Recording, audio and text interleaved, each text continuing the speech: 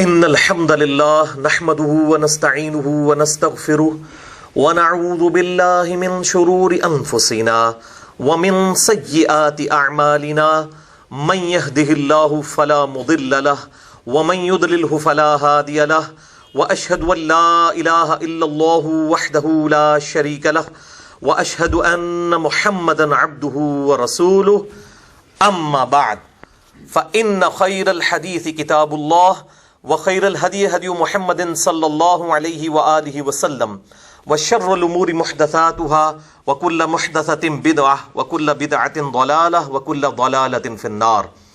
أعوذ بالله السميع العليم من الشيطان الرجيم من همزه ونفخه ونفثه. بسم الله الرحمن الرحيم. رب اشرح لي صدري ويسر لي أمري واحلل عقدة من لساني يفقهوا قولي. بسم الله الرحمن الرحيم. ان اللہ وملائکتہ یصلون علی النبی یا ایہا الذین آمنوا صلوا علیہ وسلموا تسلیما. اللہم صل علی محمد وعلی آل محمد کما صلیت علی ابراہیم وعلی آل ابراہیم انک حمید مجید. اللہم بارک علی محمد وعلی آل محمد کما بارکت علی ابراہیم وعلی آل ابراہیم انک حمید مجید. اللهم ربنا آتنا في الدنيا حسنة وفي الآخرة حسنة وقنا عذاب النار. ربنا آتنا من لدنك رحمة وهيئ لنا من أمرنا رشدا. لا إله إلا أنت سبحانك إني كنت من الظالمين. لا حول ولا قوة إلا بالله العلي العظيم. الحمدللہ آج 12 نومبر 2016 کو ہفتے کے دن قرآن کلاس نمبر 236 میں ہم انشاءاللہ تعالی سورۃ النور کی آیت نمبر 11 سے لے کر 26 تک کے کانٹیکسٹ میں گفتگو کریں گے. اور بھائیو، آج کا ہمارا یہ لیکچر اسپیشل لیکچر ہے کیونکہ سورۃ النور کی ان 16 آیات کے اندر آیت نمبر 11 سے لے کر 26 تک میں واقعہ افک کا ذکر موجود ہے. افک کہتے ہیں عربی میں الٹا کر دینے کو، الزام لگانے کو. اور بیسیکلی ایک بہت ٹریجڈی ہوئی آپ صلی اللہ علیہ وآلہ وسلم کی مبارک زندگی میں کہ ہماری ماں سیدہ عائشہ صدیقہ رضی اللہ تعالی عنہا وسلام اللہ علیہا، ان پر بدکاری کی تہمت لگائی گئی. اور پھر آپ رضی اللہ تعالی عنہا وعلیہ السلام کی برات میں اللہ تعالیٰ نے سورۃ النور کی یہ 16 آیات نازل فرمائی، آیت نمبر 11 سے لے کر 26 تک. اور اس کی پوری ڈیٹیل صحیح بخاری اور صحیح مسلم کے اندر موجود ہے. انشاءاللہ اس حدیث کو بھی ہم ورڈ بائی ورڈ ڈسکس کریں گے. لیکن میرے بھائیوں، اسی واقعہ افک کے ساتھ جڑا ہوا ایک اور کمپلیمنٹری ٹاپک ہے، اور پریکٹیکلی ظاہر ہے امت میں یہ ٹاپک اس کے ساتھ جڑ چکا ہے، اس سے اب چھٹکارا ممکن نہیں. اور وہ ہے سیدہ عائشہ رضی اللہ تعالی عنہا کا خروج امیر المؤمنین سیدنا علی ابن ابی طالب رضی اللہ تعالی عنہ وعلیہ السلام کے خلاف، جسے ہم جنگ جمل بھی کہتے ہیں. اور یہ اہل سنت اور اہل تشیع کے درمیان ایک بون آف کنٹینشن ہے پچھلے سمجھ لیں 1350 سال سے. لہٰذا انصاف کا تقاضا ہے کہ اس کو بھی ڈسکس کیا جائے. اور میں یہاں پر وہی بات کروں گا جو اللہ تبارک و تعالیٰ نے ارشاد فرمائی سورۃ المؤمنون کی آیت نمبر 53 میں. اعوذ باللہ من الشیطان الرجیم. بسم اللہ الرحمن الرحیم. فَتَقَطَّعُوا أَمْرَهُمْ بَيْنَهُمْ زُبُرًا. انبیاء اکرام علیہ السلام کے جانے کے بعد جو ان کے فالوورز تھے، انہوں نے احکام کو بدل دیا اور آپس میں اپنی جمعیت کو پارا پارا کر دیا. كُلُّ حِزْبٍ بِمَا لَدَيْهِمْ فَرِحُونَ. اور ہر گروہ اس بات پر خوش ہے جو اس کے ہاتھ میں ہے. تو یہ پریکٹیکلی اہل سنت اور اہل تشیع نے جو جو چیزیں پکڑی ہوئی ہیں اور وہ اس کے اوپر خوش ہیں. حدیث افک کے ایشو پہ اہل سنت جب سیدہ عائشہ کا دفاع کرنا شروع کرتے ہیں تو وہ اسی کی آڑ میں جنگ جمل کا بھی دفاع کر جاتے ہیں، جھوٹا، جو کہ ایک واقعی صحیح الزام تھا. اور دوسری طرف اہل تشیع جو ہیں وہ جنگ جمل کے الزام کو جو کہ صحیح تھا اس سے پھر غلط رزلٹ نکال کے سیدہ عائشہ رضی اللہ تعالی عنہا کی توہین کرتے ہیں. لہذا یہ افک اور جنگ جمل والا ایشو یہ آپس میں کمپلیمنٹری ہے. ان دونوں کو بیک وقت ڈسکس کرنا ضروری ہے, ادروائز آج جو اس وقت ایشوز بن چکے ہیں اس میں انصاف پھر وہ نہیں ہوگا اس ٹاپک کے ساتھ. اور اسی کانٹیکسٹ میں وہ حدیث بھی ہے, صحیح بخاری اور صحیح مسلم کی متفقن علیہ حدیث ہے اور مشکات میں بھی موجود ہے انٹرنیشنل نمبر کے مطابق 5361 نمبر, کہ آپ صلی اللہ علیہ وآلہ وسلم نے ارشاد فرمایا, تم بھی اگلے لوگوں کے پیچھے چل پڑو گے قدم بقدم بالشت بر بالشت, حتیٰ کہ اگلے لوگوں میں سے کوئی گوہ کے سوراخ میں داخل ہوا تو تم بھی یہی کام کرو گے. صحابہ کرام علیہم رضوان نے پوچھا, یہ اگلے لوگوں سے مراد کیا یہود و نصارہ ہیں؟ تو آپ صلی اللہ علیہ وآلہ وسلم نے ارشاد فرمایا, اگر وہ لوگ مراد نہیں تو پھر کون سے لوگ مراد ہیں؟ یعنی جو اگلی امتوں میں خرابیاں تھیں وہی اس امت میں بھی آئیں گی. اور اس میں ایک بڑی خرابی سورۃ المومنون آیت نمبر 53, فَتَقَطَّعُوا أَمْرَهُمْ بَيْنَهُمْ زُبُرًا, انبیاء کے جانے کے بعد انہوں نے جمعیت کو پارا پارا کر دیا اور احکامات کو بگاڑ دیا اور ٹکڑوں میں بٹ گئے, اپنے آپ کو فرقوں میں بانٹ لیا. كُلُّ حِزْبٍ بِمَا لَدَيْهِمْ فَرِحُونَ, اور ہر گروہ اس پر خوش ہے جو اس کے ہاتھ میں ہے. یہ پریکٹیکلی جو اہل سنت کے پاس ایسٹ ہے وہ اس کے اوپر خوش ہیں, جو اہل تشیع کے پاس ایسٹ ہے وہ اس کے اوپر خوش ہیں, اور جو ایک دوسرے کی صحیح باتیں ہیں وہ ماننے کے لیے تیار نہیں, اپنی غلط بات کا بھی دفاع کرنے کے لیے تیار ہیں اور دوسرے کی ٹھیک ماننے کے لیے بھی تیار نہیں ہے. وَلِعَوْذُ بِاللَّهِ تَعَالَى. تو آج کی یہ گفتگو جو ہے اس میں انصاف کا تقاضا تھا کہ اس امت پر رحم کرتے ہوئے اس ٹاپک کو ایڈریس کیا جائے, جنگ جمل کو بھی واقع افک کے ساتھ, اور اسی گفتگو کی سینسٹیوٹی کے پیش نظر, جنگ جمل کی سینسٹیوٹی کے پیش نظر, اس کی حساسیت کے پیش نظر, یہ میں نے ریڈ کلر کا بیک گراؤنڈ پیچھے لگایا ہے تاکہ یہ ریڈ کلر کا جب بیک گراؤنڈ سامنے آئے تو پتہ چل جائے یہ ایک کرٹیکل ٹاپک جو امت کے لیے بون آف کنٹینشن بنا ہوا ہے وہ ڈسکس ہونے جا رہا ہے.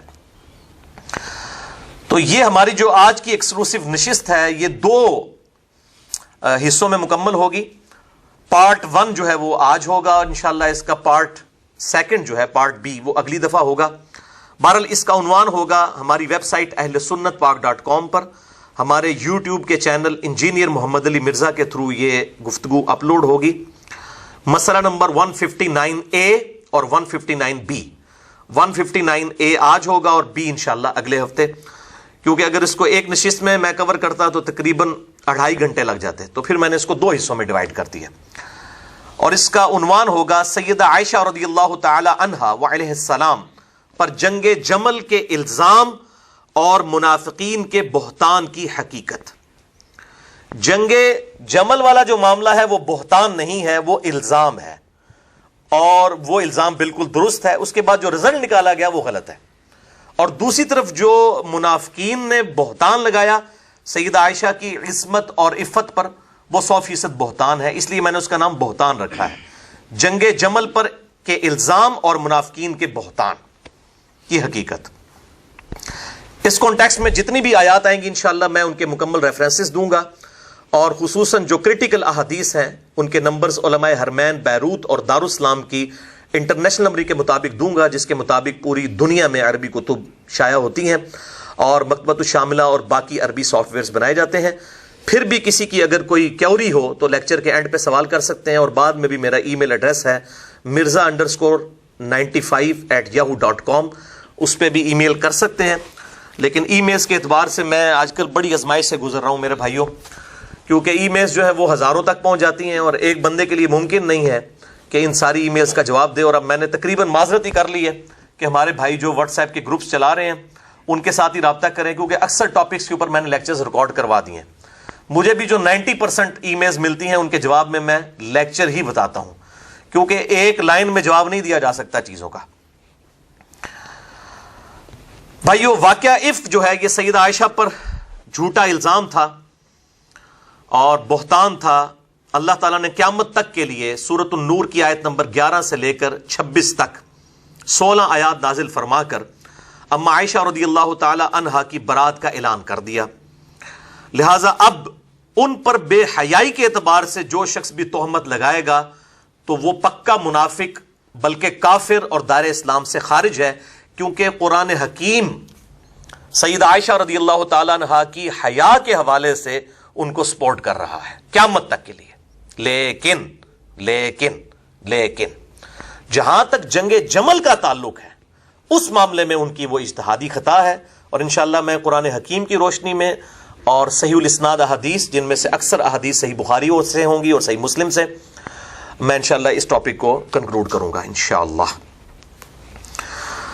بہرحال ایک بات یہ بھی یاد رکھیے گا کہ ہمارے محبوب صلی اللہ علیہ وسلم کے علاوہ بھی جتنے پیغمبر گزرے ہیں ان کی جو بیویاں تھیں، بعض بیویوں میں خرابیاں موجود تھیں، کافرہ بھی تھیں. سیدنا لوط علیہ السلام، سیدنا نوح علیہ السلام کی بیویوں کا ذکر سورہ التحریم کے آخری رکوع میں آتا ہے کہ وہ دونوں کافرہ تھیں، اور اللہ تعالیٰ فرماتا ہے کہ ان کے جو خامن تھے وہ بہترین لوگ تھے، لیکن وہ اللہ کے عذاب سے ان کو بچا نہیں سکے.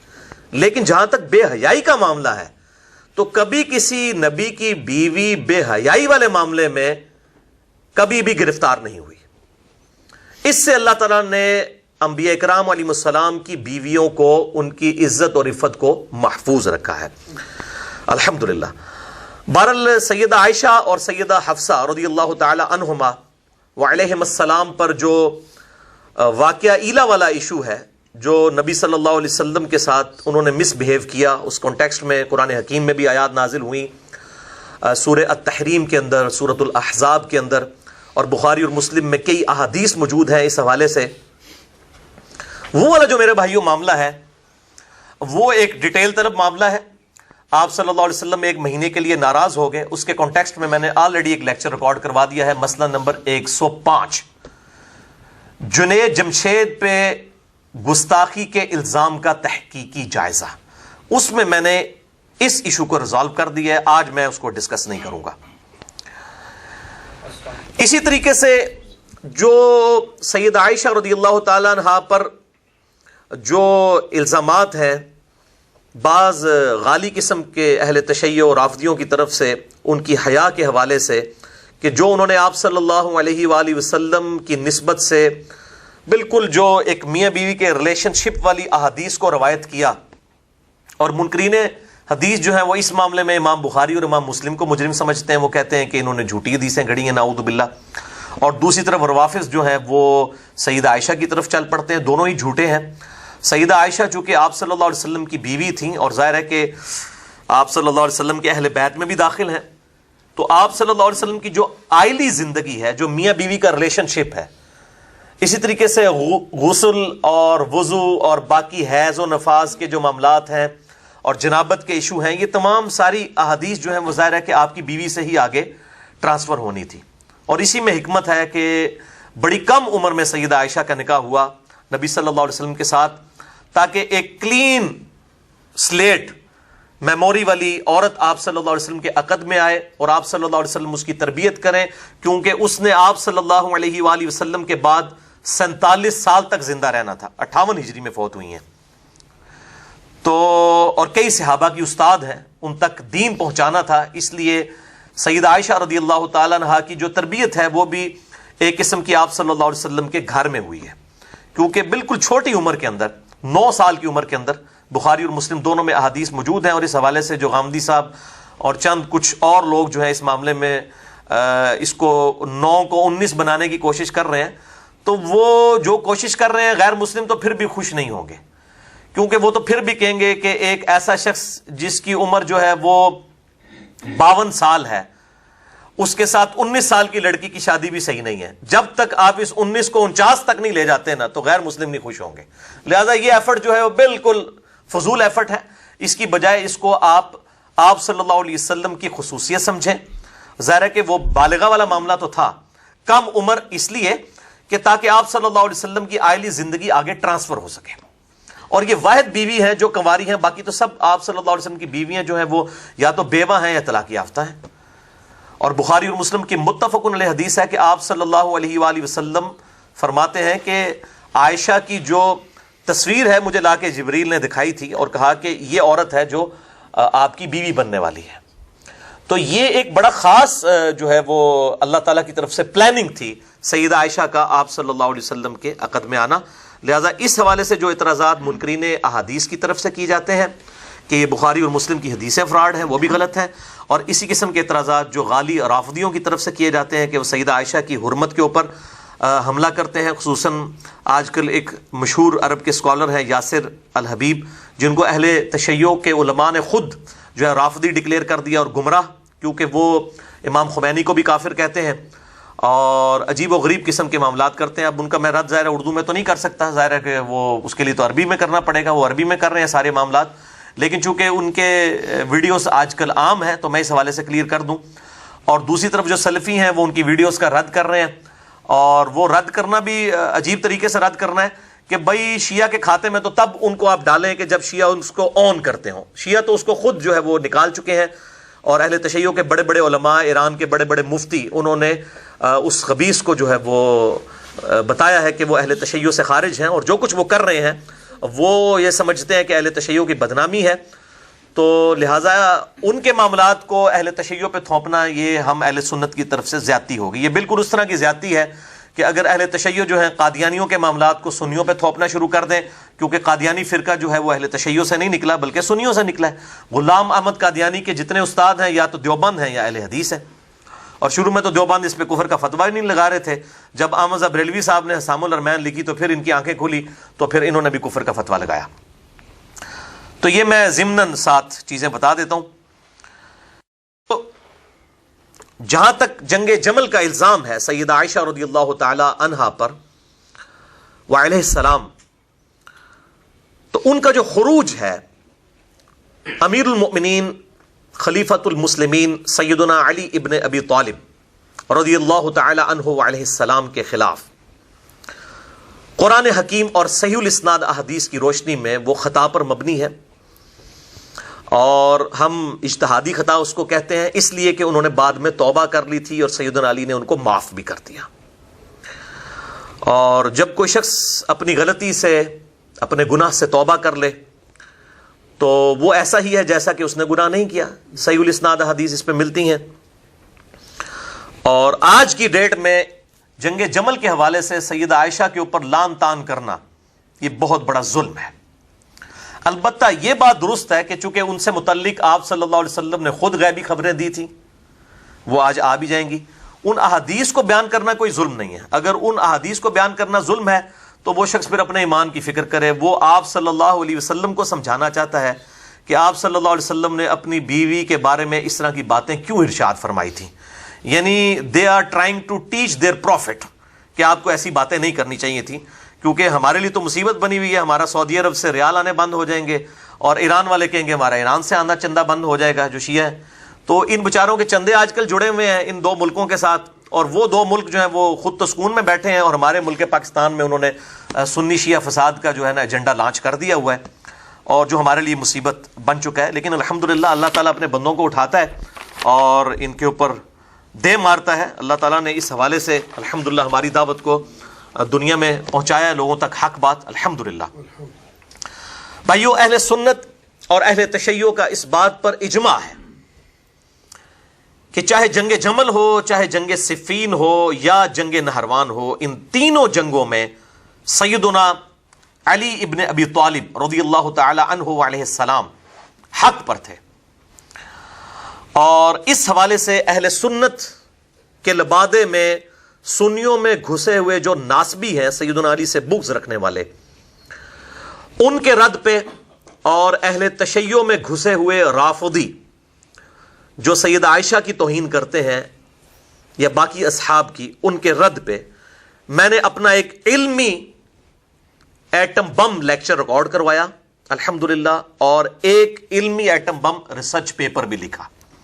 میں وہ شروع میں اس کا تعارف کروا دوں، پھر انشاءاللہ 8 صحیح الاسناد حدیث جنگ جمل کے حوالے سے ڈسکس کر کے ہماری گفتگو کو انکلوڈ، اور اگلی دفعہ واقعہ افک کو انشاءاللہ ہم ڈسکس کریں گے. بھائیو، آج سے 2 سال قبل 8 محرم الحرام 1436 ہجری میں 2 نومبر 2014 کو، اور آج ہے 12 نومبر 2016 یعنی 2 سال پہلے، میں نے اہل سنت اور اہل تشیع عوام کی موجودگی میں تقریباً 300 سے لے کے 500 تک لوگ ہوں گے، اور دونوں طرف کے علماء بھی بیٹھے ہوئے تھے. اہل سنت میں سے اہل حدیث مکتبہ فکر کی ایک مسجد میں لیکچر ریکارڈ کروایا جو ہماری ویب سائٹ ahlsunnatpak.com پر مسئلہ نمبر 101 کے عنوان سے اپلوڈ ہے، اور اس کا عنوان تھا خلافت و ملوکیت صحیح مسئلہ خروج اور فکر حسین حق پرستی کی علامت ہے، جس میں نے مولانا مودودی رحمہ اللہ کی کتاب خلافت و ملوکیت کا دفاع کیا تھا صحیح الاسناد احادیث کی روشنی میں۔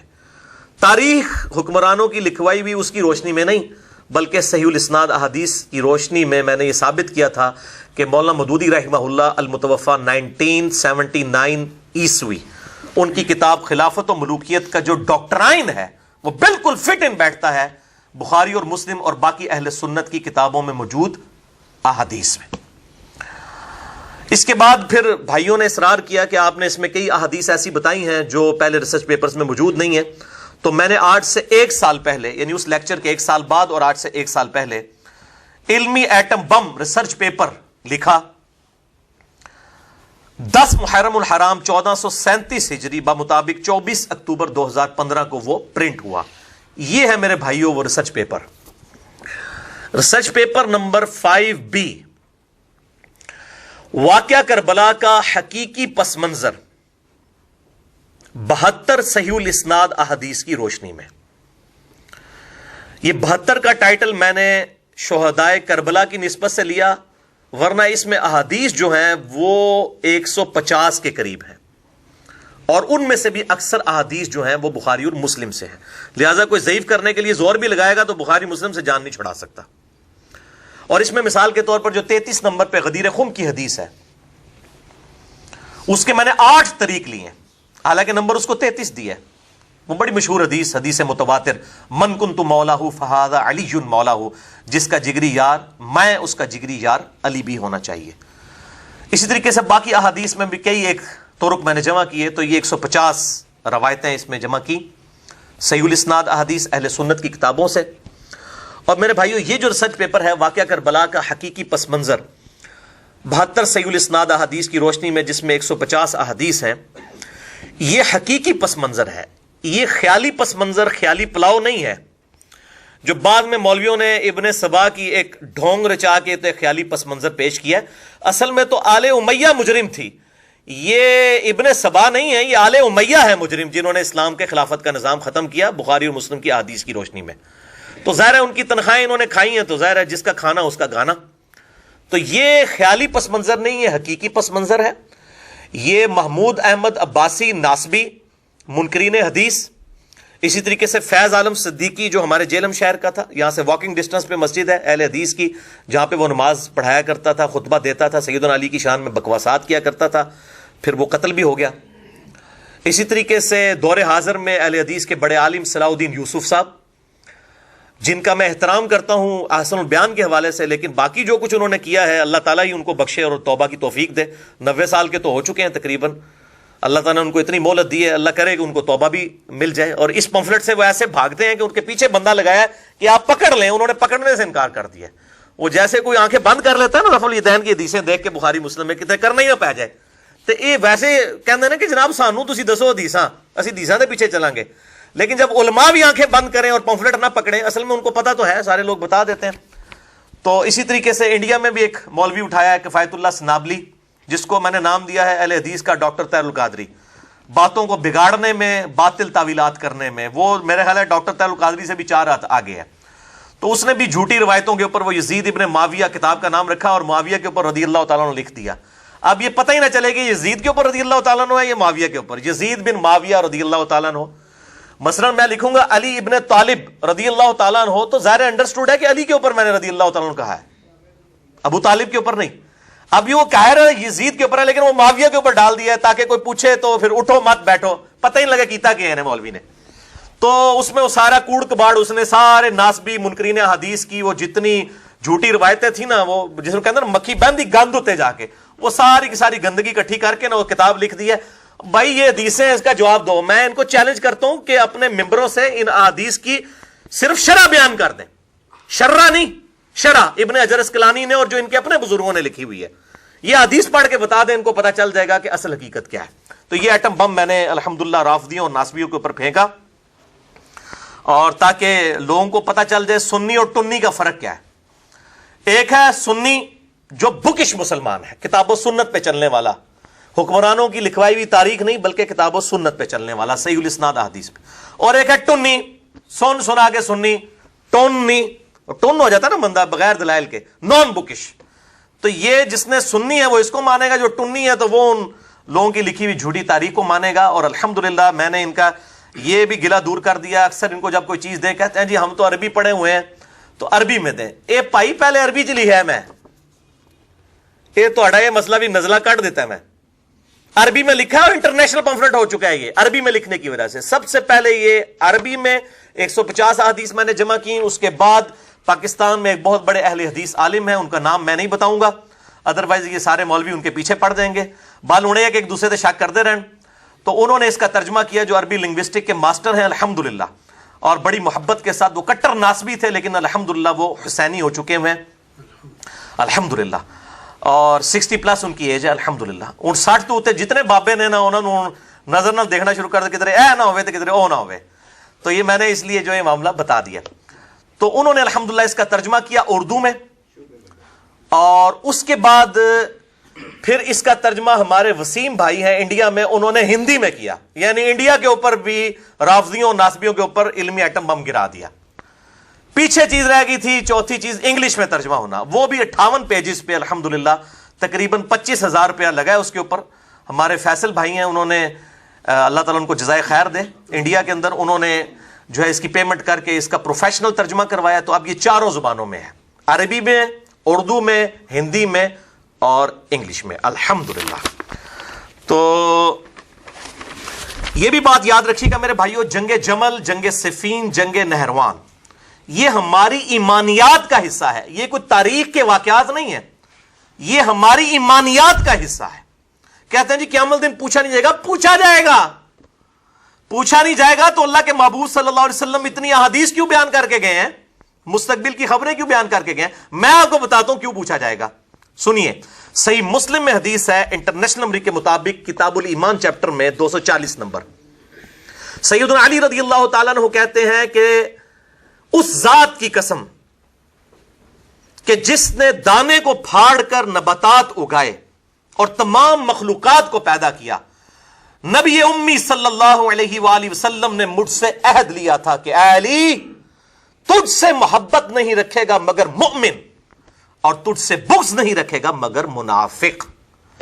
تو ایمان اور نفاق کا فرق سیدنا علی کی ذات ہے، لٹمس ٹیسٹ آف ایمان ہے، تو ایمانیات کا مسئلہ ہے یا نہیں ہے یہ؟ اچھا، اس سے بھی بڑھ کر میرے بھائیوں، یہ ہے کتاب دنیا میں سب سے بڑی کتاب فضائل صحابہ کے ٹاپک کے اوپر۔ امام بخاری رحمہ اللہ کے استاد ہیں امام احمد بن حنبل رحمہ اللہ، جو امام شافعی رحمہ اللہ کے شاگرد ہیں، ان کی کتاب ہے فضائل صحابہ۔ یہ پہلی دفعہ اردو ترجمے کے ساتھ ہمارے جہلم شہر سے بک کارنر والوں نے شائع کی ہے، اللہ تعالیٰ ان کو جزائے خیر دے۔ اس میں انٹرنیشنل نمبر کے مطابق 1903 احادیث ہیں، دنیا میں اس سے بڑی فضائل صحابہ کے ٹاپک پہ کوئی کتاب نہیں ہے۔ اسی فضائل صحابہ کتاب کے اندر 2 موقوفاً احادیث ہیں سیدنا علی ابن ابی طالب کرم اللہ وجہ الکریم وعلیہ السلام سے۔ انٹرنیشنل نمبر کے مطابق 932 نمبر اور 920 نمبر، کیونکہ میں اسی ترتیب سے بیان کروں گا، میں نے نمبر بھی مکتبۃ الشاملہ کے بتائے۔ یہ اردو ترجمے والا جو ہے اس میں نمبر ہے 964 اور 952 نمبر، کہ سیدنا علی رضی اللہ تعالیٰ عنہ کہتے ہیں کہ میری وجہ سے 2 گروہ گمراہ ہوں گے، ایک میری محبت میں غلوف کر کے اور ایک میری دشمنی میں غلوف کر کے، حد سے آگے بڑھ کر ایگزیجریٹ کر کے۔ اور دوسری روایت میں آیا کہ میری وجہ سے 2 گروہ دوزخ میں چلے جائیں گے، ایک میری محبت میں غلوف کر کے اور ایک میری دشمنی میں غلوف کر کے۔ بولے اعوذ باللہ تعالی۔ تو یہ ایمانیات کا مسئلہ ہے یا نہیں ہے؟ جس سے جنت اور دوزخ کا فیصلہ ہونے والا ہے وہ ایمانیات میں داخل ہے یا نہیں ہے؟ یعنی ناصبی اور رافضی، بغض رکھنے والے ناصبی اور محبت میں غلوف کرنے والے رافضی۔ اب یہ اہل سنت کو دیکھنا چاہیے کہ ان میں ناصبی گھسے ہوئے ہیں، اور اہل تشیع کو دیکھنا چاہیے کہ ان میں رافضی گھسے ہوئے ہیں۔ ان کی اصلاح کریں، ان کو پیار اور محبت کے ساتھ کتاب و سنت کی طرف بلائیں، اور اگر نہیں مانتے تو کم از کم ان کو اپنی مسجدوں سے باہر نکالیں تاکہ باقی مسلمانوں کا عقیدہ خراب نہ کریں۔ تو یہ میرے بھائیوں دو روایتیں ہیں، اور یہ روایتیں سیدنا علی سے ہیں، ان کا اپنا قول ہے، اور یہ پیٹ اصول ہے محدثین کا کہ اگر کوئی صحابی اپنے ریفرنس سے کوئی بات بیان کرے بغیر نبی صلی اللہ علیہ وسلم کو ذکر کیے اور وہ مستقبل کی خبر سے متعلق ہو تو یہ امپلائڈ ہوتا ہے کہ یہ آپ صلی اللہ علیہ وسلم کے بتانے پر ہی موقوف ہے، یہ آپ نے ہی بتایا ہے صلی اللہ علیہ وآلہ وسلم۔ اس حوالے سے ضعیف روایتیں بھی بہت ہیں، مسند احمد کے اندر، طبرانی کے اندر نبی صلی اللہ علیہ وسلم کے اپنے فرامین بھی موجود ہیں کہ میری امت میں علی جو ہیں وہ عیسیٰ ابن ابی طالب کی مثل ہیں کہ یہودی جو ہیں ان سے بغض رکھ کر ہلاک ہوئے، اور نصارہ جو ہیں وہ ان کی محبت میں غلوب کر کے۔ لیکن یہ ساری روایتیں ضعیف ہیں، بر سپورٹیو ہیں۔ میں نے صحیح روایتیں جو تھیں فضائل صحابہ احمد بن حنبل کی کتاب اس میں سے آپ کو بتا دی۔ اور میرے بھائیوں اس سے بھی بڑھ کر بہت بڑا ایک کام کیا ایک اور محدث نے، جو امام بخاری اور امام مسلم کے استاد ہیں، اور صحیح مسلم میں 1500 احادیث یعنی 20% آف صحیح مسلم اس شخص سے امام مسلم نے روایت کیا ہے، اور وہ ہیں امام ابو بکر ابن ابی شیبہ المتوفى 235 ہجری۔ دنیا میں سب سے بڑی احادیث اور آثار کی کتاب ان کی ہے المصنف ابن ابی شیبہ۔ الحمدللہ یہ بھی 11 جلدوں میں اردو میں آ چکی ہے، ہمارے پاس یہ ساری جلدیں موجود ہیں ہماری اکیڈمی میں، اور یہ 11ویں جلد اس وقت میرے ہاتھ میں ہے جس کا میں نے تعارف کروانا تھا۔ المصنف ابن ابی شیبہ تقریباً 38,000 احادیث اور آثار کا مجموعہ ہے۔ اس میں تو 39,000 پلس ہیں، کیونکہ بعض اوقات نمبرنگ کا ایشو ہو جاتا ہے، بعض اوقات 2-4 طریق کو ایک ہی نمبر دیا جاتا ہے، اس کی وجہ سے نمبرنگ میں فرق آ جاتا ہے۔ بہرحال انٹرنیشنل نمبرنگ کے مطابق تقریباً 38,000 احادیث اور آثار ہیں، دنیا میں اس سے بڑی کوئی کتاب نہیں ہے المصنف ابن ابی شیبہ۔ اور میرے بھائیوں اس کا جو ہے آخری چیپٹر ہے ہی کتاب الجمل ہے، یہ بھی فرحان بھائی دکھائیے گا، کتاب الجمل۔ یہ کتاب الجمل چیپٹر ہے جس کے اندر 3 باب ہیں۔ پہلا باب جو ہے سیدہ عائشہ، طلحہ اور زبیر کا سیدنا علی کے خلاف نکلنا یعنی جنگ جمل، اس کے بعد جنگ صفین، اور پھر جنگ نہروان جو خوارج کے ساتھ ہوئی، جنگ صفین جو معاویہ بن ابی سفیان رضی اللہ تعالیٰ عنہ کے خلاف سیدنا علی رضی اللہ تعالیٰ عنہ نے جنگ کی۔ تو یہ تینوں سب چیپٹرز اسی کتاب الجمل کے اندر موجود ہیں، کیونکہ جمل سے ہی سارے فتنے شروع ہوئے۔ المصنف ابن ابی شیبہ کا یہ آخری چیپٹر ہے، 187 آثار جو ہیں موجود ہیں، اور اس کو ہم نے ریسرچ پیپر نمبر 5C کا نام دے کر یہ اردو ترجمے کے ساتھ عربی پلس اردو ترجمہ ہماری ویب سائٹ ahlsunnatpak.com پہ رکھا ہوا ہے، PDF جسے ڈاؤن لوڈ کرنا ہو تو کر سکتا ہے، پلس ہندی ترجمہ بھی اس کا ہوا ہے الحمدللہ، اردو بھی، عربی بھی اور ہندی بھی الحمدللہ۔ تو جسے شوق ہو تو اس کو یہاں سے پھر سلف کا فارم بھی پتہ چل جائے گا کہ سلف نے چیپٹرز بنائے ہیں جنگ جمل پہ، صفین پہ اور نہروان پہ۔ تو یہ ہم نے جو کوشش کی ہے یہ ہم سے پہلے بھی ہمارے اسلاف نے، اور ایک عام محدث نہیں، امام بخاری امام مسلم کے استاد ہیں، امام بخاری نے بھی ان سے احادیث لی صحیح بخاری میں، اور مسلم میں تو 1500 حدیثیں امام ابن ابی شیبہ سے ہیں رضی اللہ عنہم اجمعین وعلیہم السلام۔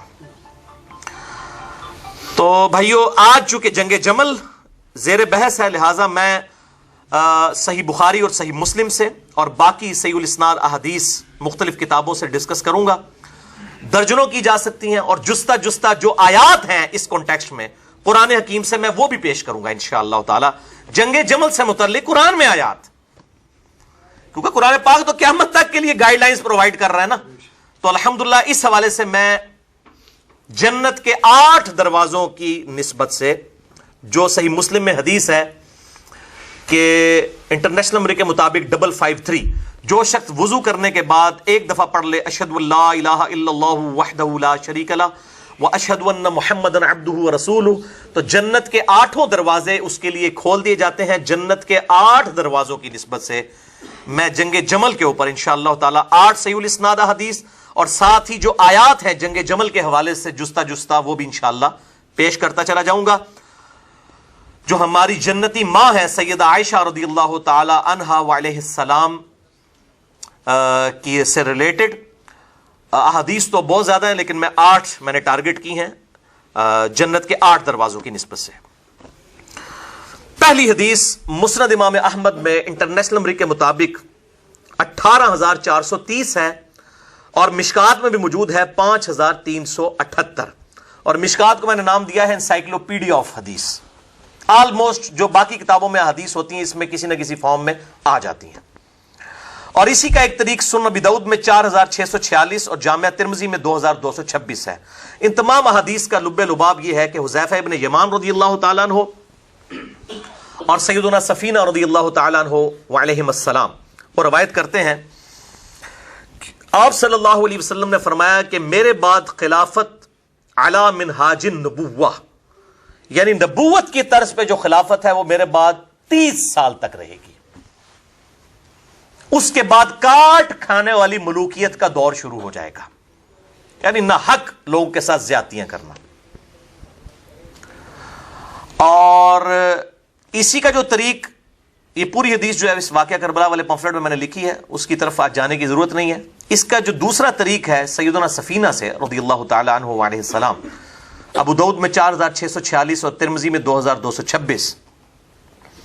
اس میں الفاظ ہے کہ خلافت علی منہاج النبوہ 30 سال تک رہے گی. اس کے بعد سیدنا سفینہ جو ہے وہ اپنے شاگرد کو کہتے ہیں کہ بیٹا گن سعید تابعی کو، ابو بکر کے 2 سال، عمر کے 10 سال، عثمان کے 12 سال اور علی کے 6 سال. ویسے سیدنا علی کے 5.5 سال ہیں، وہ 6 مہینے سیدنا حسن ابن علی کے بھی اس میں شامل ہیں. تو وہ جو تابعی ہے وہ کہتا ہے کہ یہ جو بنو زرقہ بنو امیہ ہیں، زرقہ کہتے ہیں نیلی آنکھوں والے، یہ سارے بلیاں کھا لے سن آل امیہ.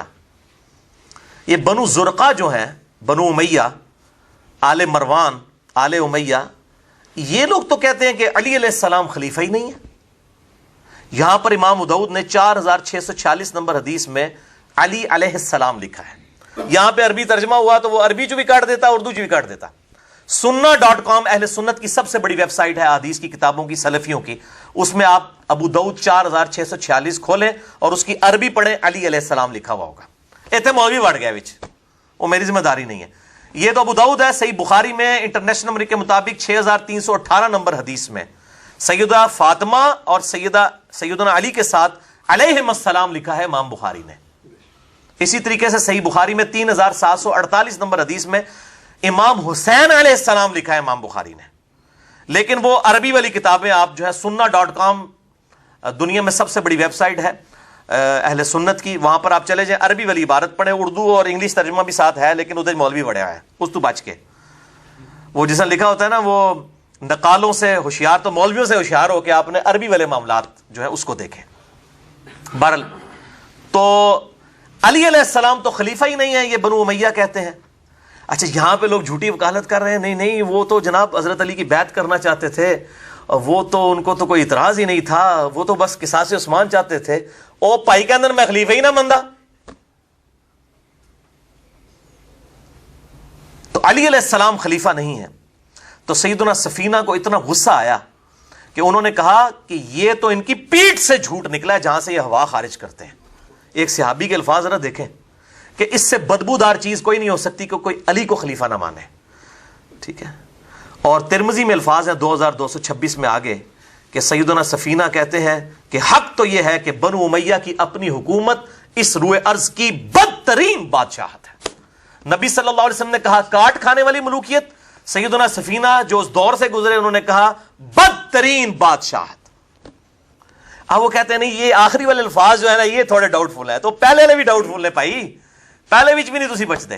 تو شیخ البانی رحمہ اللہ نے سلسلہ حدیث صحیحہ میں اس حدیث سفینہ کا پورا دفاع کیا. شیخ زبیر لزئی صاحب نے حدیث سفینہ کے دفاع کے اوپر مقالات کی پہلی جلد میں پورا مضمون لکھا. شیخ غلام مصطفیٰ ظہیر صاحب نے اس کے دفاع کے اوپر پورا مضمون لکھا. اور شیخ البانی نے تو بڑی ڈیٹیل کے ساتھ اس کے اوپر ڈسکشن کی کہ حدیث سفینہ ہی صحیح ہے کہ خلافت راشدہ 30 سال تک ہے. امام احمد بن حنبل کا بھی یہی موقف تھا، ان کے بھی فتاوی کے اندر یہی موجود ہے.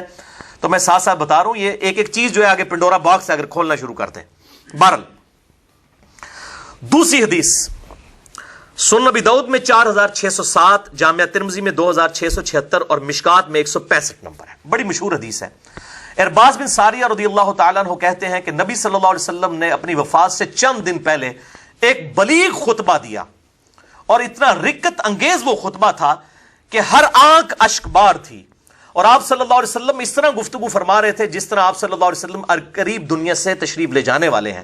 آپ صلی اللہ علیہ وآلہ وسلم نے ارشاد فرمایا کہ میرے بعد جو بھی تم میں زندہ رہا وہ بہت اختلاف دیکھے گا. اس وقت دین میں نئی نئی بدعتوں سے بچنا. اور ساتھ ہی ارشاد فرمایا علیکم بسنتی و سنت الخلفاء الراشدین المہدیین، تم پر میری سنت اور میرے ہدایت یافتہ خلفائے راشدین کی سنت لازمی ہے. اس وقت ان کو پکڑ لینا، اپنی داڑھوں سے مضبوطی کے ساتھ پکڑ لینا، اور دین میں بدعتوں سے بچنا. تمام بدعتیں گمراہیاں ہیں، اور سنن نسائی کے الفاظ ہیں تمام گمراہیاں دوزخ میں لے جانے والی ہیں.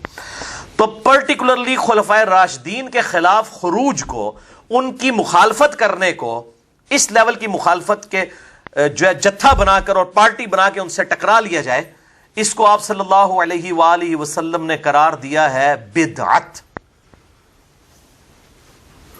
لیکن امت میں وہ شیعہ سنی کے کنفلکٹ ہو گیا. سنی بس حضرت عثمان کے مخالفین کو بدعتی کہتے ہیں، حالانکہ وہ بھی صحابہ تھے، اور وہ ابن سبا کے متھے لگا دیتے. ایک ابن سبا نے ہزاروں صحابہ کی مت مار دی، نعوذ باللہ من ذالک. یہ تو چند لوگوں کو بچانے کے لیے ابن سبا کا ایک ڈھونگ رچا ہے. ابن سبا پرسنالٹی ہے. میرا پورا کوسچن آنسر سیشن ریکارڈ ہو چکا ہے 5 گھنٹے کا، میں انشاءاللہ اینڈ پہ تعارف کرواؤں گا، لیکن وہ بعد میں آیا ہے. اس کو اس کے ساتھ فٹ ان کرنا، یہ تو احادیث کے ساتھ اسی طرح کھلواڑ ہے جیسے کہ وہ صحیح مسلم میں سلام پھیرتے وقت جو رفع الیدین ہے، وہ ہاتھوں کو اٹھانا، اس کی حدیث کو، گھوڑوں کے دموں والی حدیث کو رفع الیدین کے اوپر لگانا. وہ حدیث ہے گھوڑوں کے دموں والی بھی، اس میں بھی رفع ایدیکم کے الفاظ موجود ہیں، لیکن وہ یہ رفع الیدین نہیں ہے. اسی طریقے سے وہ ابن سبا ہے، لیکن وہ بعد میں ہے، جس کو سیدنا علی نے خود قتل کروایا. وہ سیدنا علی کو کے لیے الوہیت کا عقیدہ رکھتا تھا. بل وہ ٹاپک الگ سے ہے، میں نے اشارتاً بات کر دی.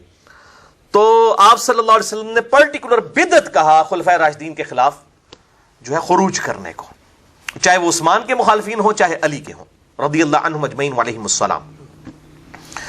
تیسری حدیث مسند احمد میں 11790 مکتبۃ شاملہ کے مطابق، سنن نسائی الکبریٰ میں 8457 نمبر صحیح سند کے ساتھ. اور یہ فضائل صحابہ جو احمد بن حنبل کی کتاب ہے اس میں یہ ساری احادیث موجود ہیں. ایون سیدنا عثمان کی شہادت سے ریلیٹڈ احادیث، وہ مصنف ابن ابی شیبہ میں بھی اس چیپٹر سے پہلے سیدنا عثمان کی شہادت کا چیپٹر ہے. آپ یہ فضائل صحابہ اور مصنف ابن ابی شیبہ پڑھ لیں تو آپ کو اندازہ ہو جائے گا کہ ہم جو باتیں کر رہے ہیں یہ حکمرانوں کی لکھوائی ہوئی تاریخ نہیں ہے، بلکہ صحیح الاسناد حدیث ہے. تو یہ جو حدیث مسند احمد کی اور سنن نسائی الکبریٰ کی ہے، ابو سعید خدری رضی اللہ تعالیٰ عنہ کہتے ہیں کہ نبی صلی اللہ علیہ وسلم ایک دفعہ اپنی ایک زوجہ محترمہ کے گھر سے نکلے تو آپ کی جوتی ٹوٹ گئی. آپ صلی اللہ علیہ وآلہ وسلم نے وہ اپنی جوتی گانٹھنے کے لیے سیدنا علی کو دی، اور پھر تھوڑی دور پیدل جا کے رک گئے اور کہا کہ علی کا انتظار کرو.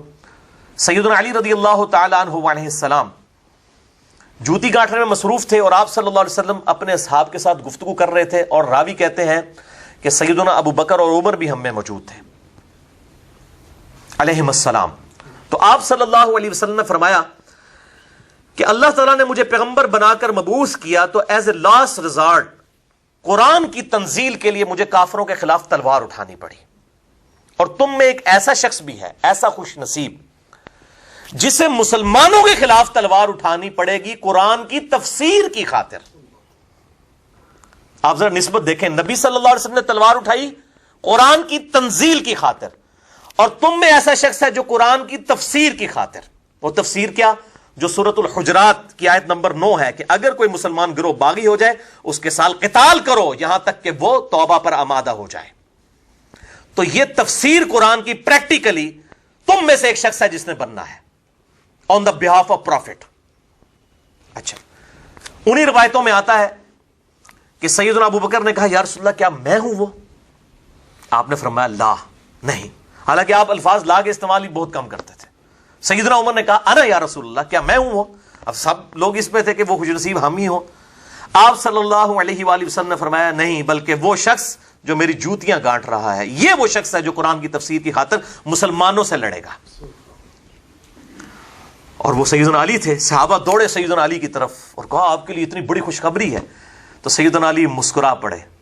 صحابہ کہتے ہیں ہم سمجھ گئے کہ آپ رضی اللہ تعالیٰ عنہ علیہ السلام کو یہ بات پہلے ہی پتا تھی کہ میں نے آن دا بہاف آف پروفٹ قتال کرنا ہے مسلمانوں کے خلاف قرآن کی تفسیر سورۃ الحجرات آیت نمبر 9 کے تحت. لہذا اب یہ جعلی باتیں کرنا کہ سیدنا علی آخری وقت میں بڑے پچھتاتے تھے کہ کاش میں نے جمل اور صفین اور نہروان نہ کی ہوتی. دیکھو اندازہ کرو, اوے جس کو نبی ڈیوٹی لگا کے گیا اس نے پچھتانا ہے؟ اس کا مطلب ہے آپ نبی کے ایمان کے اوپر شک کر رہے ہو کہ اس کو نبی بتا کے گیا کہ تو نے تلوار اٹھانی ہے میرے بہاف پہ قرآن کی تفسیر کے لیے, اور تسی سعودی عرب دے چندے لے کے اللہ دے بندے ہو, ریال نو حلال کرنے دے پیچھے کوڑتے نا مارو. وہ جی پچھتاتے تھے, اور روایت ہے مصنف ابن ابی شیبہ میں, پچھتاتے نہیں تھے, وہ افسوس کرتے تھے کاش میں جمل سے 20 سال پہلے فوت ہو گیا ہوتا. جیسا کہ قرآن میں آتا ہے سورہ مریم میں, سیدہ مریم کہتی ہیں جن کو آگے جبریل نے بشارت دی بیٹے کی کہ تیرے گھر ایک لڑکا پیدا ہوگا جو نشانی بنائیں گے ہم. اب جبریل کی طرف جبریل آئے پریکٹیکلی سامنے اور سیدہ مریم کو بشارت دے دے کہ یہ بیٹا جو پیدا ہو رہا ہے یہ معجزانہ اللہ کا پیغمبر ہے. اس کے بعد حضرت مریم کو کوئی شک رہ گیا؟ لیکن سورہ مریم پڑھ کے دیکھیں, اس کے بعد جب وہ حاملہ ہوئی تو وہ کہتی تھی کاش میں اس واقعے سے بہت پہلے مر چکی ہوتی, بھولی بسری ہو چکی ہوتی, اتنی بڑی آزمائش میرے اوپر آ گئی ہے. تو اب اس میں کوئی کہے گا سعودی عرب کے ریال کھانے والا کہ جی یہ سیدہ مریم جو ہے وہ پچھتاتی تھی بعد میں, کاش عیسیٰ نہ میرے گھر پیدا ہوا ہوتا. وہ پچھتاتی نہیں, افسوس کرتی تھی کہ میرے اوپر یہ اتنی بڑی آزمائش آئی ہے, مجھے پبلک فیس کرنی پڑے گی. اور فتنے سے تو ظاہر ہے پناہ مانگی گئی ہے, وہ تو اللہ تعالیٰ نے ان کو مرزانہ طور پہ یہ چیز عطا فرمائی تھی. اس لیے سیدنا علی بھی اس چیز کے اوپر افسوس کرتے تھے کاش اس دن کے آنے سے پہلے ہی میں مر چکا ہوتا, کہ میری زندگی میں یہ وقت نہ آتا کہ میں نے اسلام کا اتنا عروج دیکھا سیدنا عمر کے زمانے میں رضی اللہ تعالیٰ عنہ علیہ السلام. کہاں جنگ یرموک کے اندر رومن امپائر گھٹنے ٹیک گئی, اور جنگ قادسیہ میں پرشین امپائر بھی ٹوٹ گئی. کہاں مسلمانوں نے وہ علی جو پہلے دن سے نبی صلی اللہ علیہ وسلم کا سپاہی 8 سال کی عمر سے لے کر, اور اس نے غزوہ خیبر کے اندر جو ہے وہ مسلمانوں کو فتح دلائی, غزوہ خندق کے اندر, کئی غزوات کے اندر اسلام کو زیرو سے اس نے ایپیکس پہ جاتے ہوئے دیکھا. تو اس شخص نے تو بعد میں افسوس کرنا ہے کاش یہ دن نہ میری زندگی میں آیا ہوتا. ہم آج افسوس کر رہے ہیں کہ کاش جنگ جمل صفین نہروان نہ ہوئی ہوتی. تو سیدنا علی پچھتاتے اس حوالے سے دکھ کرتے تھے. تو یہ اس کو بات کو کوئی اور کا اور رنگ دے دیتے ہیں صرف اپنے ریالوں کو ہلاک کرنے کے لیے. اور وہاں پہ ایران دے بھی ریال ہی ہوندے جے, ویسے ایرانین ریال ہوتا ہے جیسے سعودی ریال ہے نا, تو ایرانی ریالوں کو بھی کوئی ایک خاص طبقہ حلال کر رہا ہے, اور ایک خاص طبقہ جو ہے سعودیہ کے ریالوں کو حلال کرنے کی کوشش کر رہا ہے. بہرحال جی یہ تے قیامت دن پتہ چلے گا حلال ہوئے نے کہ حرام ہوئے نے. اچھا, چوتھی حدیث صحیح بخاری میں ہے 3743. علقمہ تابعی کہتے ہیں کہ میں شام میں گیا اور مسجد میں جا کے نماز پڑھی. یہ سنت ہے کہ کہیں بھی سفر پہ جائیں تو پہلے 2 نفل پڑھیں. اس کے بعد کہتے ہیں میں نے اللہ سے دعا کی ہے اللہ اپنے کسی نیک بندے کے ساتھ میری ملاقات کروا. تو کہتے ہیں مسجد میں سیدنا ابو درداء آ گئے رضی اللہ تعالیٰ عنہ علیہ السلام, اصحاب صفہ میں سے تھے. جب رومن امپائر ٹوٹی تو ان کو چیف جسٹس آف شام بنا کر سیدنا عمر نے بھیجا تھا. عبداللہ ابن مسعود کو چیف جسٹس آف کوفہ بنایا. پرشین امپائر ٹوٹی, یعنی دونوں سپر پاورز میں یہ 2 بندے بیٹھے ہوئے تھے. اور سیدنا علی کو مدینہ شریف میں چیف جسٹس بنایا سیدنا عمر نے رضی اللہ تعالیٰ عنہ علیہ السلام. یہ تینوں فقیہ صحابہ ہیں, سیدنا ابو درداء, سیدنا ابن مسعود اور سیدنا علی رضی اللہ تعالیٰ عنہ کے. تو کیا کہنا ہے, تو کہتے ہیں ابو درداء سے میری ملاقات ہوئی اور میں نے کہا دیکھیں میں نے اللہ سے دعا کی تھی کہ اللہ تعالیٰ میری ملاقات کروائے, تو آپ سے میری ملاقات ہو گئی. اب دیکھیں ان لوگوں میں عاجزی کتنی تھی. ابو درداء کہنے لگے کہ بیٹا کہاں سے آئے ہو؟ انہوں نے کہا میں تو کوفہ سے آیا ہوں. تو سیدنا ابو درداء نے کہا کہ یار کوفہ میں وہ شخص موجود نہیں ہے کیا, حذیفہ ابن یمان جو نبی صلی اللہ علیہ وسلم کا رازدار تھا, اتنا کلوز صحابی, اس کے ہوتے ہوئے تو اتنی دور سفر کر کے, اس زمانے میں 1 مہینے کا سفر کر کے, سینکڑوں کلومیٹر کا سفر کر کے تو شام میں کیا لینے آیا ہے؟ کیا حذیفہ ابن یمان کوفہ میں موجود نہیں ہے؟ وہ کہنے لگے ہاں جی ہیں. ان کا کیا کوفے کے اندر وہ شخص موجود نہیں ہے جس کو اللہ تعالیٰ نے اپنے نبی صلی اللہ علیہ وآلہ وسلم کی مبارک زبان سے شیطان کے خلاف پناہ عطا فرمائی تھی کہ اس کی رائے جو ہے وہ شیطان سے محفوظ ہوگی؟ ایک ایسا شخص ہے عمار ابن یاسر. اللہ تعالیٰ نے نبی کی زبان سے اسے محفوظ کیا کہ اس کی رائے حق پہ ہوگی. اور عمار ابن یاسر جنگ جمل میں بھی سیدنا علی کے ساتھ تھے, جنگ صفین میں, بلکہ صفین میں تو شہید ہو گئے. پناہ عطا فرمائی ہے.